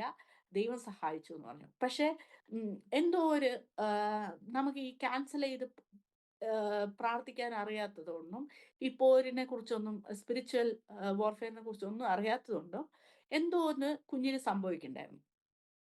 1 വർഷമായിട്ടും ആ കുഞ്ഞിന്റെ വൂണ്ടൊന്നും ഹീൽ ആവുന്നില്ല. ഞങ്ങൾ ഡോക്ടറിന്റെ അടുത്ത് ചോദിച്ചു. ഡോക്ടർ പറയും it was deep wound right. അതുകൊണ്ടാണ് അത് ഉണങ്ങാത്തെ. അങ്ങനെയൊക്കെ പറഞ്ഞ് നമുക്ക് ചുമ്മാ ഒരു ഓയിൽമെന്റ് തരും. അങ്ങനെയൊക്കെയായിരുന്നു സിറ്റുവേഷൻ. അപ്പൊ യാദൃശ്ചികമായിട്ട് ഒരു സഭയ്ക്ക് പോണം ഞങ്ങളുടെ വീട്ടില്. അന്ന് എന്തോ ഒരു കാരണം കൊണ്ട് ഞ ഞങ്ങള് ബെത്തലേജിലേക്ക് കടന്നു പോവാൻ ഇടയായി. ബിക്കോസ് ഇവിടെ ചുറ്റും നോക്കിയപ്പോ ഹസ്ബൻഡിന് മനസ്സിലാവുന്ന ഒരേ ഒരു ഇതാണ് മലയാളം. മലയാളം ഇംഗ്ലീഷ് സഭയില് പോയാലും ആൾക്കധികം താല്പര്യമില്ല. അപ്പൊ ഞാൻ വിചാരിച്ചു മലയാളം എന്താന്ന് വെച്ച് ഞങ്ങള് ഗൂഗിൾ ചെയ്തപ്പോ ബെത്തലേജി ബാംഗ്ലൂർ എന്നുണ്ടായിരുന്നു. അപ്പൊ ഞാൻ പറഞ്ഞു പഴയ സഭയിൽ പോണ്ട. നിങ്ങളവിടെ ഗോൾഡ് യൂസ് ചെയ്യണ്ടാന്ന് പറഞ്ഞല്ലോ. അതുകൊണ്ട് ഹസ്ബൻഡിന് അവിടെ പോവാൻ താല്പര്യമില്ലാത്തതുകൊണ്ട് ഞാൻ പറഞ്ഞു എന്നാ ശരി നമുക്ക് ഇവിടെ പോവാം. വാ ഇങ്ങോട്ട് പോവാന്ന് പറഞ്ഞ് ഞാന് ബത്തേലേജിലോട്ട് ഞങ്ങൾ കടന്നു പോവാനിടയായി. അവിടെ പോയപ്പോ ഹസ്ബൻഡിന് ഒത്തിരി അവിടുത്തെ ആത്മീയ അന്തരീക്ഷവും എല്ലാം കണ്ടപ്പോ അവിടുത്തെ ആരാധനയൊക്കെ ഒത്തിരി ഇഷ്ടപ്പെട്ടു. ദൈവം സഹായിച്ചു. അപ്പൊ ഹസ്ബൻഡ് പറഞ്ഞു, "ഒരാഴ്ച ഇവിടെ വരാം, ഒരാഴ്ച അവിടെ പോവാം. ആർസി സഭയിലോട്ട് പോവാന്ന്" പറഞ്ഞു. അപ്പഴും ഈ പ്രശ്നങ്ങളും കൂടി എല്ലാം പോയിക്കൊണ്ടിരിക്കുവാണ്. മോന്റെ കാല് ഹീലായിട്ടില്ല. പിന്നെയാണ് എന്റെ മമ്മിയും ഡാഡിയും ഞങ്ങളെ കാണാൻ കടന്നു വന്നിട്ട് പറഞ്ഞു, "മമ്മി അപ്പോഴൊന്നും ഞങ്ങക്ക് ഈ ധാരണയില്ല. ഇത് 1 വർഷമായിട്ട് ഹീലായിട്ടില്ലല്ലോ എന്ന് പറഞ്ഞുള്ള ആ ആ ബോധമൊന്നും ഇല്ല. ഇത് ഹീലാവും, ഹീലാവും എന്ന് പറഞ്ഞ് ഞങ്ങളെ തന്നെ ആശ്വസിപ്പിക്കുക, നോർമലായിട്ട് ഇരിക്കാൻ നോക്കുക അങ്ങനെയൊക്കെയായിരുന്നു. പക്ഷേ ദൈവം സഹായിച്ച് പെട്ടെന്ന് മമ്മീന്റെ മൂലം സംസാരിച്ചു ദൈവം. എന്നാന്ന് വെച്ചാ, "മോളെ ഇത് ഹീലായിട്ടില്ല. 1 വർഷമായി. ഇത് നിങ്ങള് പ്രാർത്ഥിക്കുന്നില്ലേ?" എന്ന് ചോദിച്ചു. മമ്മി എന്നോട് ചോദിച്ചപ്പോ ഞാൻ പറഞ്ഞു, "മമ്മി ഞാൻ പ്രാർത്ഥിക്കുന്നുണ്ട്. പക്ഷെ ഹീലാവുന്നില്ല" എന്ന് പറഞ്ഞു. പക്ഷെ അന്ന് ഇങ്ങനെ പോയിക്കൊണ്ടിരിക്കുമ്പോ സഡൻ ഹസ്ബൻഡ് പറഞ്ഞു, "ഇനി എല്ലാ ദിവസവും നമുക്ക് ഇവിടെ പോയാ മതി. ബത്തേലേജിയിലോട്ട് പോയാ മതീന്ന്" പറഞ്ഞു. ഇതിന്റെ ഇടയ്ക്കൊക്കെ കുഞ്ഞുങ്ങളെ വന്ന് സൺഡേ സ്കൂളിൽ ചേർക്കുന്ന ഒരു സിസ്റ്റമുണ്ട്. ആർസി സഭകളില് ഒരു സിസ്റ്റമുണ്ട്. സൺഡേ സ്കൂളില് ചേർക്കാനായിട്ടും അതില് എൻറോൾ ചെയ്യണം. ആസ് എ സ്കൂളില് എൻറോൾ ചെയ്യുന്ന പോലെ അങ്ങനെ എൻറോൾ ചെയ്യണം. എന്റെ മോന് അപ്പഴാണ് 3 വയസ്സായിട്ടുള്ളൂ. അപ്പൊ ഞാൻ കർത്താവേ ഇവനെ എവിടെ ഞാൻ എൻറോൾ ചെയ്യും? എന്റെ മോൻ സത്യം മാത്രം അറിഞ്ഞ് ജീവിക്കണം. അങ്ങ് തന്ന പൈതലാണ്. അങ്ങയ്ക്ക് വേണ്ടി ഉപയോഗപ്പെടാനായിട്ട് യൂസ് ചെയ്യണം. ഇവൻ ചുമ്മാ എല്ലാ കുഞ്ഞുങ്ങളെ പോലെ എല്ലാം വായിച്ചു, എല്ലാം പഠിച്ചു, എല്ലാ രീതിയിലും നടന്നു എന്നുള്ള രീതിയിലാവരുത്. എനിക്കതൊരു വലിയ നിർബന്ധമായിരുന്നു. ഞങ്ങളുടെ പ്രാർത്ഥനയും അങ്ങനെയായിരുന്നു. ഹസ്ബൻഡിനും ഏകദേശം എല്ലാം മനസ്സിലായി, നിത്യതയെക്കുറിച്ചെല്ലാം മനസ്സിലായി. എന്നാലും എന്താ പറയാ, ഒരു സ്നാനപ്പെടാനുമുള്ള ഒരു പ്രേരണയൊക്കെ കുറവായിരുന്നു. പക്ഷേ ഇങ്ങനെ ബെത്തലേജിലേക്ക് കടന്നു പോയപ്പം ഹസ്ബൻഡിന് ഒത്തിരി ഇഷ്ടപ്പെട്ടു. എല്ലാ ദിവസവും അവിടെ എല്ലാ ഞായറാഴ്ചകളും പോവാന്ന് പറഞ്ഞു. അപ്പൊ ഞായറാഴ്ചകളിൽ പോവാൻ തുടങ്ങിയപ്പോ ഞങ്ങള് ഏരിയ ആയിട്ട് ഞങ്ങളവിടെ ന്യൂ കമേഴ്സിനെ വെൽക്കം ചെയ്തപ്പോൾ ഞങ്ങളെ പ്രാർത്ഥിച്ച് ഞങ്ങളുടെ ഡീറ്റെയിൽസ് ഏരിയ ആയിട്ട് കണക്ട് ചെയ്തപ്പം ഞങ്ങൾ ഏരിയ മീറ്റിംഗ് ഫസ്റ്റ് ഡേ ഞങ്ങളവിടെ കടന്നു പോവാണ്. ഞങ്ങളെ ഇൻട്രൊഡ്യൂസ് ചെയ്യാൻ പറഞ്ഞു. എല്ലാം പ്രാർത്ഥനയെല്ലാം കഴിഞ്ഞു, യോഗം എല്ലാം കഴിഞ്ഞു.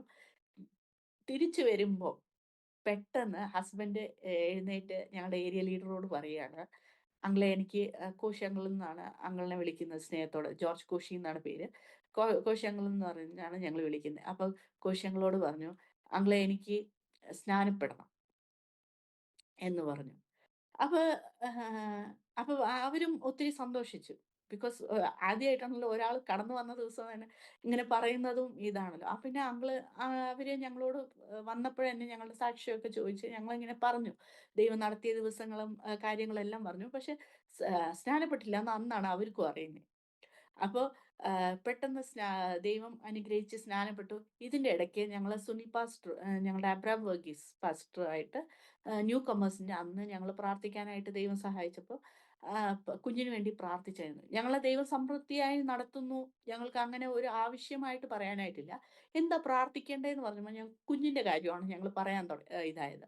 അപ്പൊ പാസ്റ്റർ ഇങ്ങനെ ഞാൻ ശ്രദ്ധിച്ചായിരുന്നു പാസ്റ്ററിന്റെ പ്രാർത്ഥന എന്താണ് പ്രാർത്ഥിക്കുന്നതെന്ന് പറഞ്ഞു. ബിക്കോസ് ഞാനും ആദ്യമായിട്ടാ ഇങ്ങനെ ഒരു ആത്മീക അന്തരീക്ഷത്തില് പോകുമ്പോ അവരെന്താ പ്രാർത്ഥിക്കുന്നത്? എങ്ങനെയാ പ്രാർത്ഥിക്കുന്നത്? എനിക്കും അറിയണം.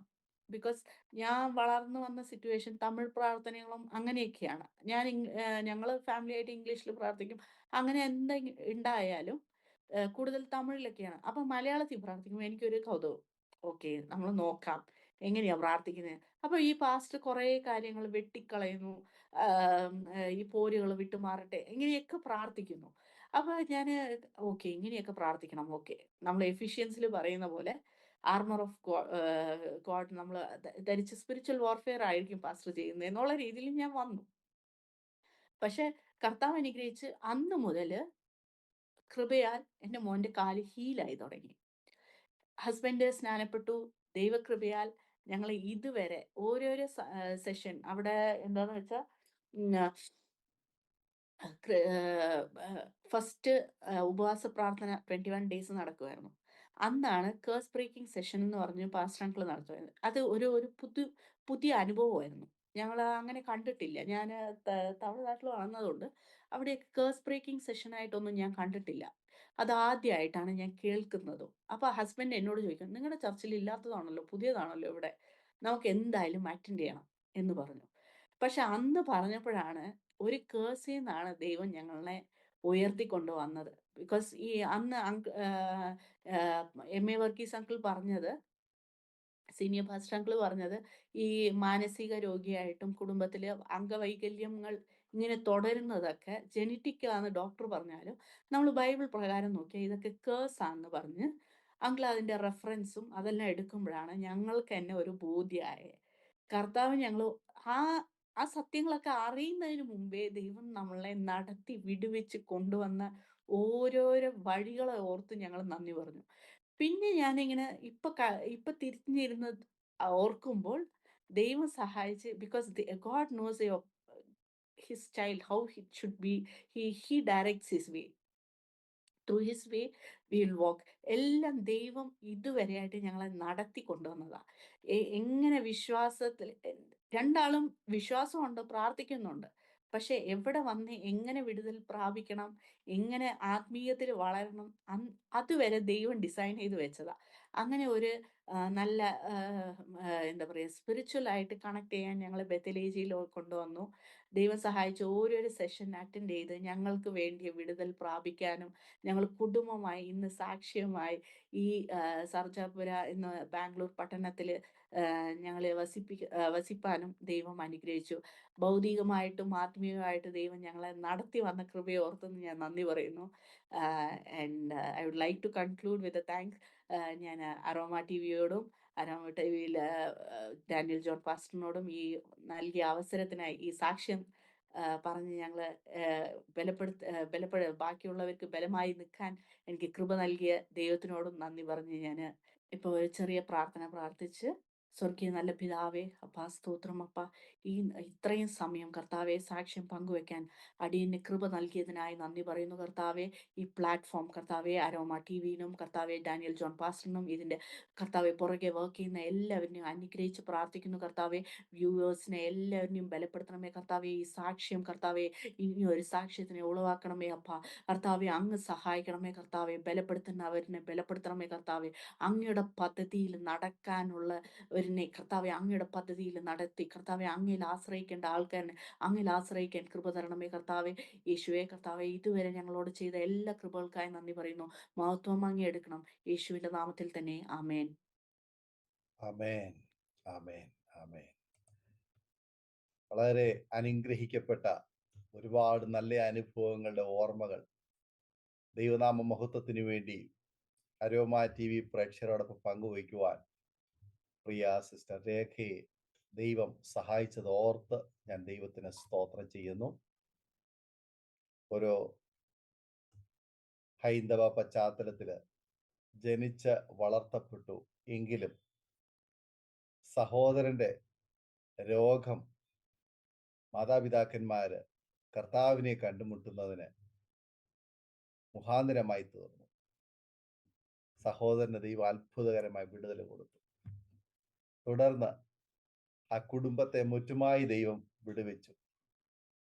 ശരീരത്തില് ഒരു ഫിസിക്കലി ഒരു രോഗമായിരുന്നു വിസിബിളായിട്ട് നമ്മുടെ മുൻപിൽ നാം കണ്ടതെങ്കിൽ ദൈവത്തിന്റെ മുൻപിൽ ദൈവം കണ്ടത് ഒരു ഫിസിക്കൽ ഇഷ്യൂ അല്ലായിരുന്നു, ഒരു സ്പിരിച്വൽ ഡിസീസ് ആയിരുന്നു. ആ ആത്മീയ മണ്ഡലത്തിൽ ഒരു സൗഖ്യം കർത്താവ് തന്നപ്പോൾ ഒരു വ്യക്തിയുടെ രോഗസൗഖ്യമല്ല അവിടെ നടന്നത്, ഒരു കുടുംബത്തിന്റെ, ഒരു ജനറേഷന്റെ ഒരു ഡെലിവറൻസ് ആണ്, ഒരു വിടുതലാണ് ആ കുടുംബത്തിൽ നടന്നത്. ആസ്തമ എന്ന് പറയുന്ന രോഗം ഒരുപക്ഷെങ്കിൽ ജനറ്റിക്കലായിട്ട് അത് ഒരാളിൽ നിന്ന് ഒരാളിലേക്ക് വന്നതാകാം. എന്നാൽ മനുഷ്യരാശിയുടെ ഉൽപ്പത്തി മുതൽ തുടർന്നുകൊണ്ടിരിക്കുന്ന, മാനവകുലത്തെ കാർന്നു തിന്നുകൊണ്ടിരിക്കുന്ന പാപം എന്ന് പറയുന്ന വിനാശകാരിയായ, അല്ലെങ്കിൽ ഏറ്റവും മനുഷ്യനെ നശിപ്പിച്ചുകൊണ്ടിരിക്കുന്ന ആ ഒരു അവസ്ഥ ഇന്ന് ലോകത്തിൽ തുടർന്നുകൊണ്ടിരിക്കുന്നു. അതിൽ നിന്ന് വിടുതൽ പ്രാപിക്കുവാൻ ചില പ്രിയപ്പെട്ടവർക്ക് ദൈവം കൊടുക്കുന്ന അവസരമാണ് കർത്താവായ യേശുക്രിസ്തുവിൽ കൂടിയുള്ളതായ രക്ഷ എന്ന സൗഖ്യം. ആ രക്ഷയുടെ സൗഖ്യം ഒരു വ്യക്തിയിൽ ദൈവം ഫോക്കസ് ചെയ്ത് ആ വ്യക്തിയിലൂടെ ആ കുടുംബത്തെയും, ആ കുടുംബത്തിലൂടെ ആ തലമുറയെയും ജനറേഷനെയും ദൈവത്തിന് സൗഖ്യമുള്ളവരാക്കി, ദൈവത്തിന്റെ മക്കളാക്കി ദൈവം മാറ്റുന്ന ഒരു പ്രക്രിയയാണ് പ്രിയ രേഖാ സിസ്റ്ററിന്റെ കുടുംബത്തില് ദൈവം ചെയ്തത്. ഈ സത്യം മനുഷ്യൻ തിരിച്ചറിയുമ്പോൾ എത്ര അത്ഭുതകരമായ ഒരു വലിയ സൗഖ്യമാണ് ദൈവം വിടുതലുകളിലൂടെ, അല്ലെങ്കിൽ ഒരു രോഗത്തിലൂടെ ഒരു വ്യക്തിയിലും, ആ വ്യക്തിയിലൂടെ ആ കുടുംബത്തിലും, ആ കുടുംബത്തിലൂടെ ആ തലമുറയിലും ദൈവം ഇന്നും ചെയ്തുകൊണ്ടിരിക്കുന്നു. നിങ്ങളുടെ കുടുംബത്തെ ദൈവം ആ നിലയിൽ അത്ഭുതകരമായി വിടുവിക്കുവാൻ ദൈവത്തിന് മനസ്സ് തോന്നി. അതുകൊണ്ട് അതിന്റെ പരിണിത ഫലമായി പ്രിയ രേഖ സിസ്റ്റർ ആത്മീയ സൗഖ്യം പ്രാപിച്ചു, ശാരീരികമായി സൗഖ്യം പ്രാപിച്ചു. ഭർത്താവ് ആത്മീയ സൗഖ്യം പ്രാപിച്ചു, ശാരീരിക സൗഖ്യം പ്രാപിച്ചു. നിങ്ങൾക്ക് ലഭിച്ച തലമുറ ആത്മീയമായും ശാരീരികമായും സൗഖ്യം പ്രാപിച്ചു. ആ ഒരു കുടുംബം സൗഖ്യം പ്രാപിച്ചു. ദൈവം നിങ്ങളുടെ ജീവിതത്തിൽ ചെയ്ത ഈ അസാധാരണമായ ദൈവീയ വിടുതൽ കേൾക്കുന്ന അരോമ TV പ്രേക്ഷകരിൽ എത്ര പേരുടെ ജീവിതത്തിൽ ഈ ഒരു സാക്ഷ്യം സ്വാധീനിക്കുവാനും അവരുടെ ജീവിതത്തിലെ വിടുതൽ ലഭിക്കുവാനും ഇടയായിത്തീരും. സ്തോത്രം. രേഖാ സിസ്റ്റർ ഇനി മുന്നോട്ടുള്ള ജീവിത കാലയളവിൽ നിങ്ങളുടെ കുടുംബത്തിന്റെ ജീവിത മുഖാന്തരം എത്ര പേരുടെ ജീവിതത്തിലെ വിടുതൽ ലഭിക്കും? അസ്തമ എന്ന് പറയുന്ന ഒരു രോഗം ഒരു വ്യക്തിയിൽ നിന്ന് ഒരുപക്ഷെങ്കിൽ അടുത്ത ഒരു വ്യക്തിയിലേക്ക് മാത്രം അത് കൺവേർട്ട് ചെയ്യുമ്പോൾ ആത്മീയ സൗഖ്യം എന്ന ആ ഒരു തലം എത്രയോ പേരുടെ ജീവിതത്തിൽ വിടുതലായി പാപത്തിന്റെ കരാളഹസ്തത്തിൽ നിന്ന്, മരണത്തിൽ നിന്ന്, നിത്യനരകത്തിൽ നിന്ന് നിത്യജീവങ്കിലേക്ക് പ്രവേശിക്കുവാനുള്ള ഒരു മുഖാന്തരമായി, ഒരു കവാടമായി ഈ സാക്ഷ്യം വർത്തിക്കും എന്ന് എനിക്കറിയാം. തീർച്ചയായിട്ടും അതങ്ങനെ സംഭവിക്കട്ടെ, ഒരുപാട് പേരുടെ വിടുതലിന് കാരണമായി തീരട്ടെ എന്ന് ഞാനും ആഗ്രഹിക്കുന്നു, ആശംസിക്കുന്നു, പ്രാർത്ഥിക്കുന്നു. അരോമ TV പ്രേക്ഷകരോടൊപ്പം കടന്നു വന്ന് ദൈവം നടത്തിയ അത്ഭുതകരമായ വിടുതൽ ഈ ചെറിയ പ്രായത്തിനിടയിൽ ഇത്രയേറെ ബോൾഡായിട്ട് ഒരുപാട് ടെസ്റ്റ് മണി പറയുവാൻ കർത്താവ് ബലപ്പെടുത്തിയല്ലോ. കർത്താവ് പ്രിയ സിസ്റ്ററിനെ ഏറെ അവസരങ്ങളും ആയുസ്സും ആരോഗ്യവും തന്ന് അനുഗ്രഹിക്കട്ടെ എന്ന് ഇത്തരണത്തിൽ ആശംസിക്കുന്നു, പ്രാർത്ഥിക്കുന്നു.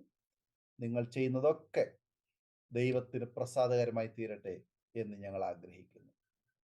അരോമ TV പ്രേക്ഷകരെ, പ്രിയ കർത്താവിന്റെ ദാസിയുടെ സാക്ഷ്യം നമ്മളെല്ലാവരും കേട്ടുകൊണ്ടിരിക്കുന്നു. നിശ്ചയമായിട്ടും നിങ്ങൾക്ക് ഒരു വിടുതലിന് കാരണമായി തീർന്നു എന്ന് ഞാൻ ഉറച്ചു വിശ്വസിക്കുന്നു. പ്രിയ കുടുംബത്തെ ഓർത്ത് നമുക്ക് പ്രാർത്ഥിക്കാം. ദൈവം അവരെ ധാരാളമായി ശക്തമായി കാലയളവിൽ ദൈവം ഉപയോഗിക്കട്ടെ. അതുപോലെ തന്നെ ഈ സാക്ഷ്യം നിങ്ങൾക്കും അനുഗ്രഹമായി തീർന്നതുപോലെ മറ്റുള്ള പ്രിയപ്പെട്ടവർക്കും ഒരു അനുഗ്രഹത്തിന് കാരണമായി തീരേണ്ടതിന് നിങ്ങൾ അവർക്ക് ഷെയർ ചെയ്ത് കൊടുക്കണം. നിങ്ങൾ ആഗ്രഹിക്കുന്ന നിങ്ങളുടെ ഹൃദയത്തിലേക്ക് ഈ സാക്ഷ്യം കേട്ട് കഴിയുമ്പോൾ എനിക്ക് ഇന്നാർക്ക് ഷെയർ ചെയ്ത് കൊടുക്കണം എന്ന് ഒരു ചിന്ത ഉണ്ടാവും. അവർക്ക് ഷെയർ ചെയ്ത് കൊടുക്കണം, മറക്കരുത്. എന്തോ ചെയ്യും, എന്തോ ചിന്തിക്കും എന്നൊന്നും വിചാരിക്കേണ്ട. ധൈര്യമായിട്ട് ഷെയർ ചെയ്ത് കൊടുക്കുക. ദൈവം അവരോട് സംസാരിക്കട്ടെ. നിങ്ങൾ ചെയ്യേണ്ട ഡ്യൂട്ടി നിങ്ങൾ ചെയ്യുക. ഗ്രൂപ്പുകളിലും വ്യക്തികൾക്കും ഒക്കെ ഷെയർ ചെയ്ത് കൊടുക്കുക. അവരെല്ലാം കേട്ട് അനുഗ്രഹിക്കപ്പെട്ട് അതിലൂടെ ദൈവനാമം കൂടുവാനിടയായിത്തീരും. അതുപോലെ തന്നെ ഈ കമന്റ് ബോക്സിൽ നിങ്ങളുടെ വിലയേറിയ അഭിപ്രായങ്ങളും നിർദ്ദേശങ്ങളും രേഖപ്പെടുത്താനും നിങ്ങൾ മറക്കരുത്. അതേപോലെ തന്നെ നിങ്ങൾക്കൊരു പ്രാർത്ഥനാ വിഷയമുണ്ട്, ഞങ്ങളുമായി പങ്കുവയ്ക്കുവാൻ നിങ്ങൾ ആഗ്രഹിക്കുന്നു എങ്കിൽ സ്ക്രീനിൽ കാണുന്ന വാട്സപ്പ് നമ്പറിൽ ഞങ്ങളെ അറിയിച്ചാൽ തീർച്ചയായിട്ടും ഞങ്ങൾ നിങ്ങളുടെ വിഷയങ്ങൾക്ക് വേണ്ടി പ്രാർത്ഥിക്കുന്നു. അതുപോലെ തന്നെ സാക്ഷ്യം പറഞ്ഞ പ്രിയപ്പെട്ടവരോടൊപ്പം എല്ലാ തിങ്കളാഴ്ചയും രാത്രി 9 മണി മുതൽ ഓൺലൈനിലൂടെ പ്രാർത്ഥിക്കുവാനുള്ള അവസരമുണ്ട്. നിങ്ങൾക്കും അതിൽ പങ്കാളികളാകാം. അടുത്ത അനുഗ്രഹിക്കപ്പെട്ട സാക്ഷ്യവും വചനചിന്തയുമായി നാം വീണ്ടും കൂടിക്കാണുമ്പോഴേയും എല്ലാ പ്രിയപ്പെട്ടവർക്കും goodbye. God bless you all. ആമേൻ. ഓർമ്മയുടെ മനോരഥത്തിൽ മായാത്ത ഓർമ്മയ്ക്കായി അരോമ മാട്രിമോണിയിൽ നിന്നും ജീവിത പങ്കാളിയെ കണ്ടെത്തൂ. നിങ്ങൾ ഒരു ക്രിസ്തീയ ജീവിത പങ്കാളിയെ അന്വേഷിക്കുകയാണോ? അതോ മക്കൾക്ക് അനുയോജ്യമായ ഒരു തക്ക തുണയ്ക്ക് വേണ്ടി പ്രാർത്ഥിക്കുന്ന വ്യക്തിയാണോ? എങ്കിൽ അരോമ മാട്രിമോണി നിങ്ങൾക്ക് വേണ്ടിയാണ്. ഇന്നു തന്നെ സൗജന്യമായി രജിസ്റ്റർ ചെയ്യൂ. അരോമ മാട്രിമോണിയുടെ പ്രത്യേകതകൾ: രജിസ്ട്രേഷൻ തികച്ചും സൗജന്യം. ലോകത്തെവിടെയുമുള്ള അനുയോജ്യമായ ക്രിസ്തീയ ജീവിത പങ്കാളിയെ തിരഞ്ഞെടുക്കാം. വിവാഹം നടക്കുന്നതുവരെ സർവീസ് ലഭിക്കുന്നു. ഏറ്റവും ചെറിയ പാക്കേജുകളും തിരഞ്ഞെടുക്കാം. അരോമ മാട്രിമോണി നിങ്ങൾക്കായി ഒരുക്കുന്നു വിവാഹം പരമാനന്ദം. Email aroma matrimony2020@gmail.com.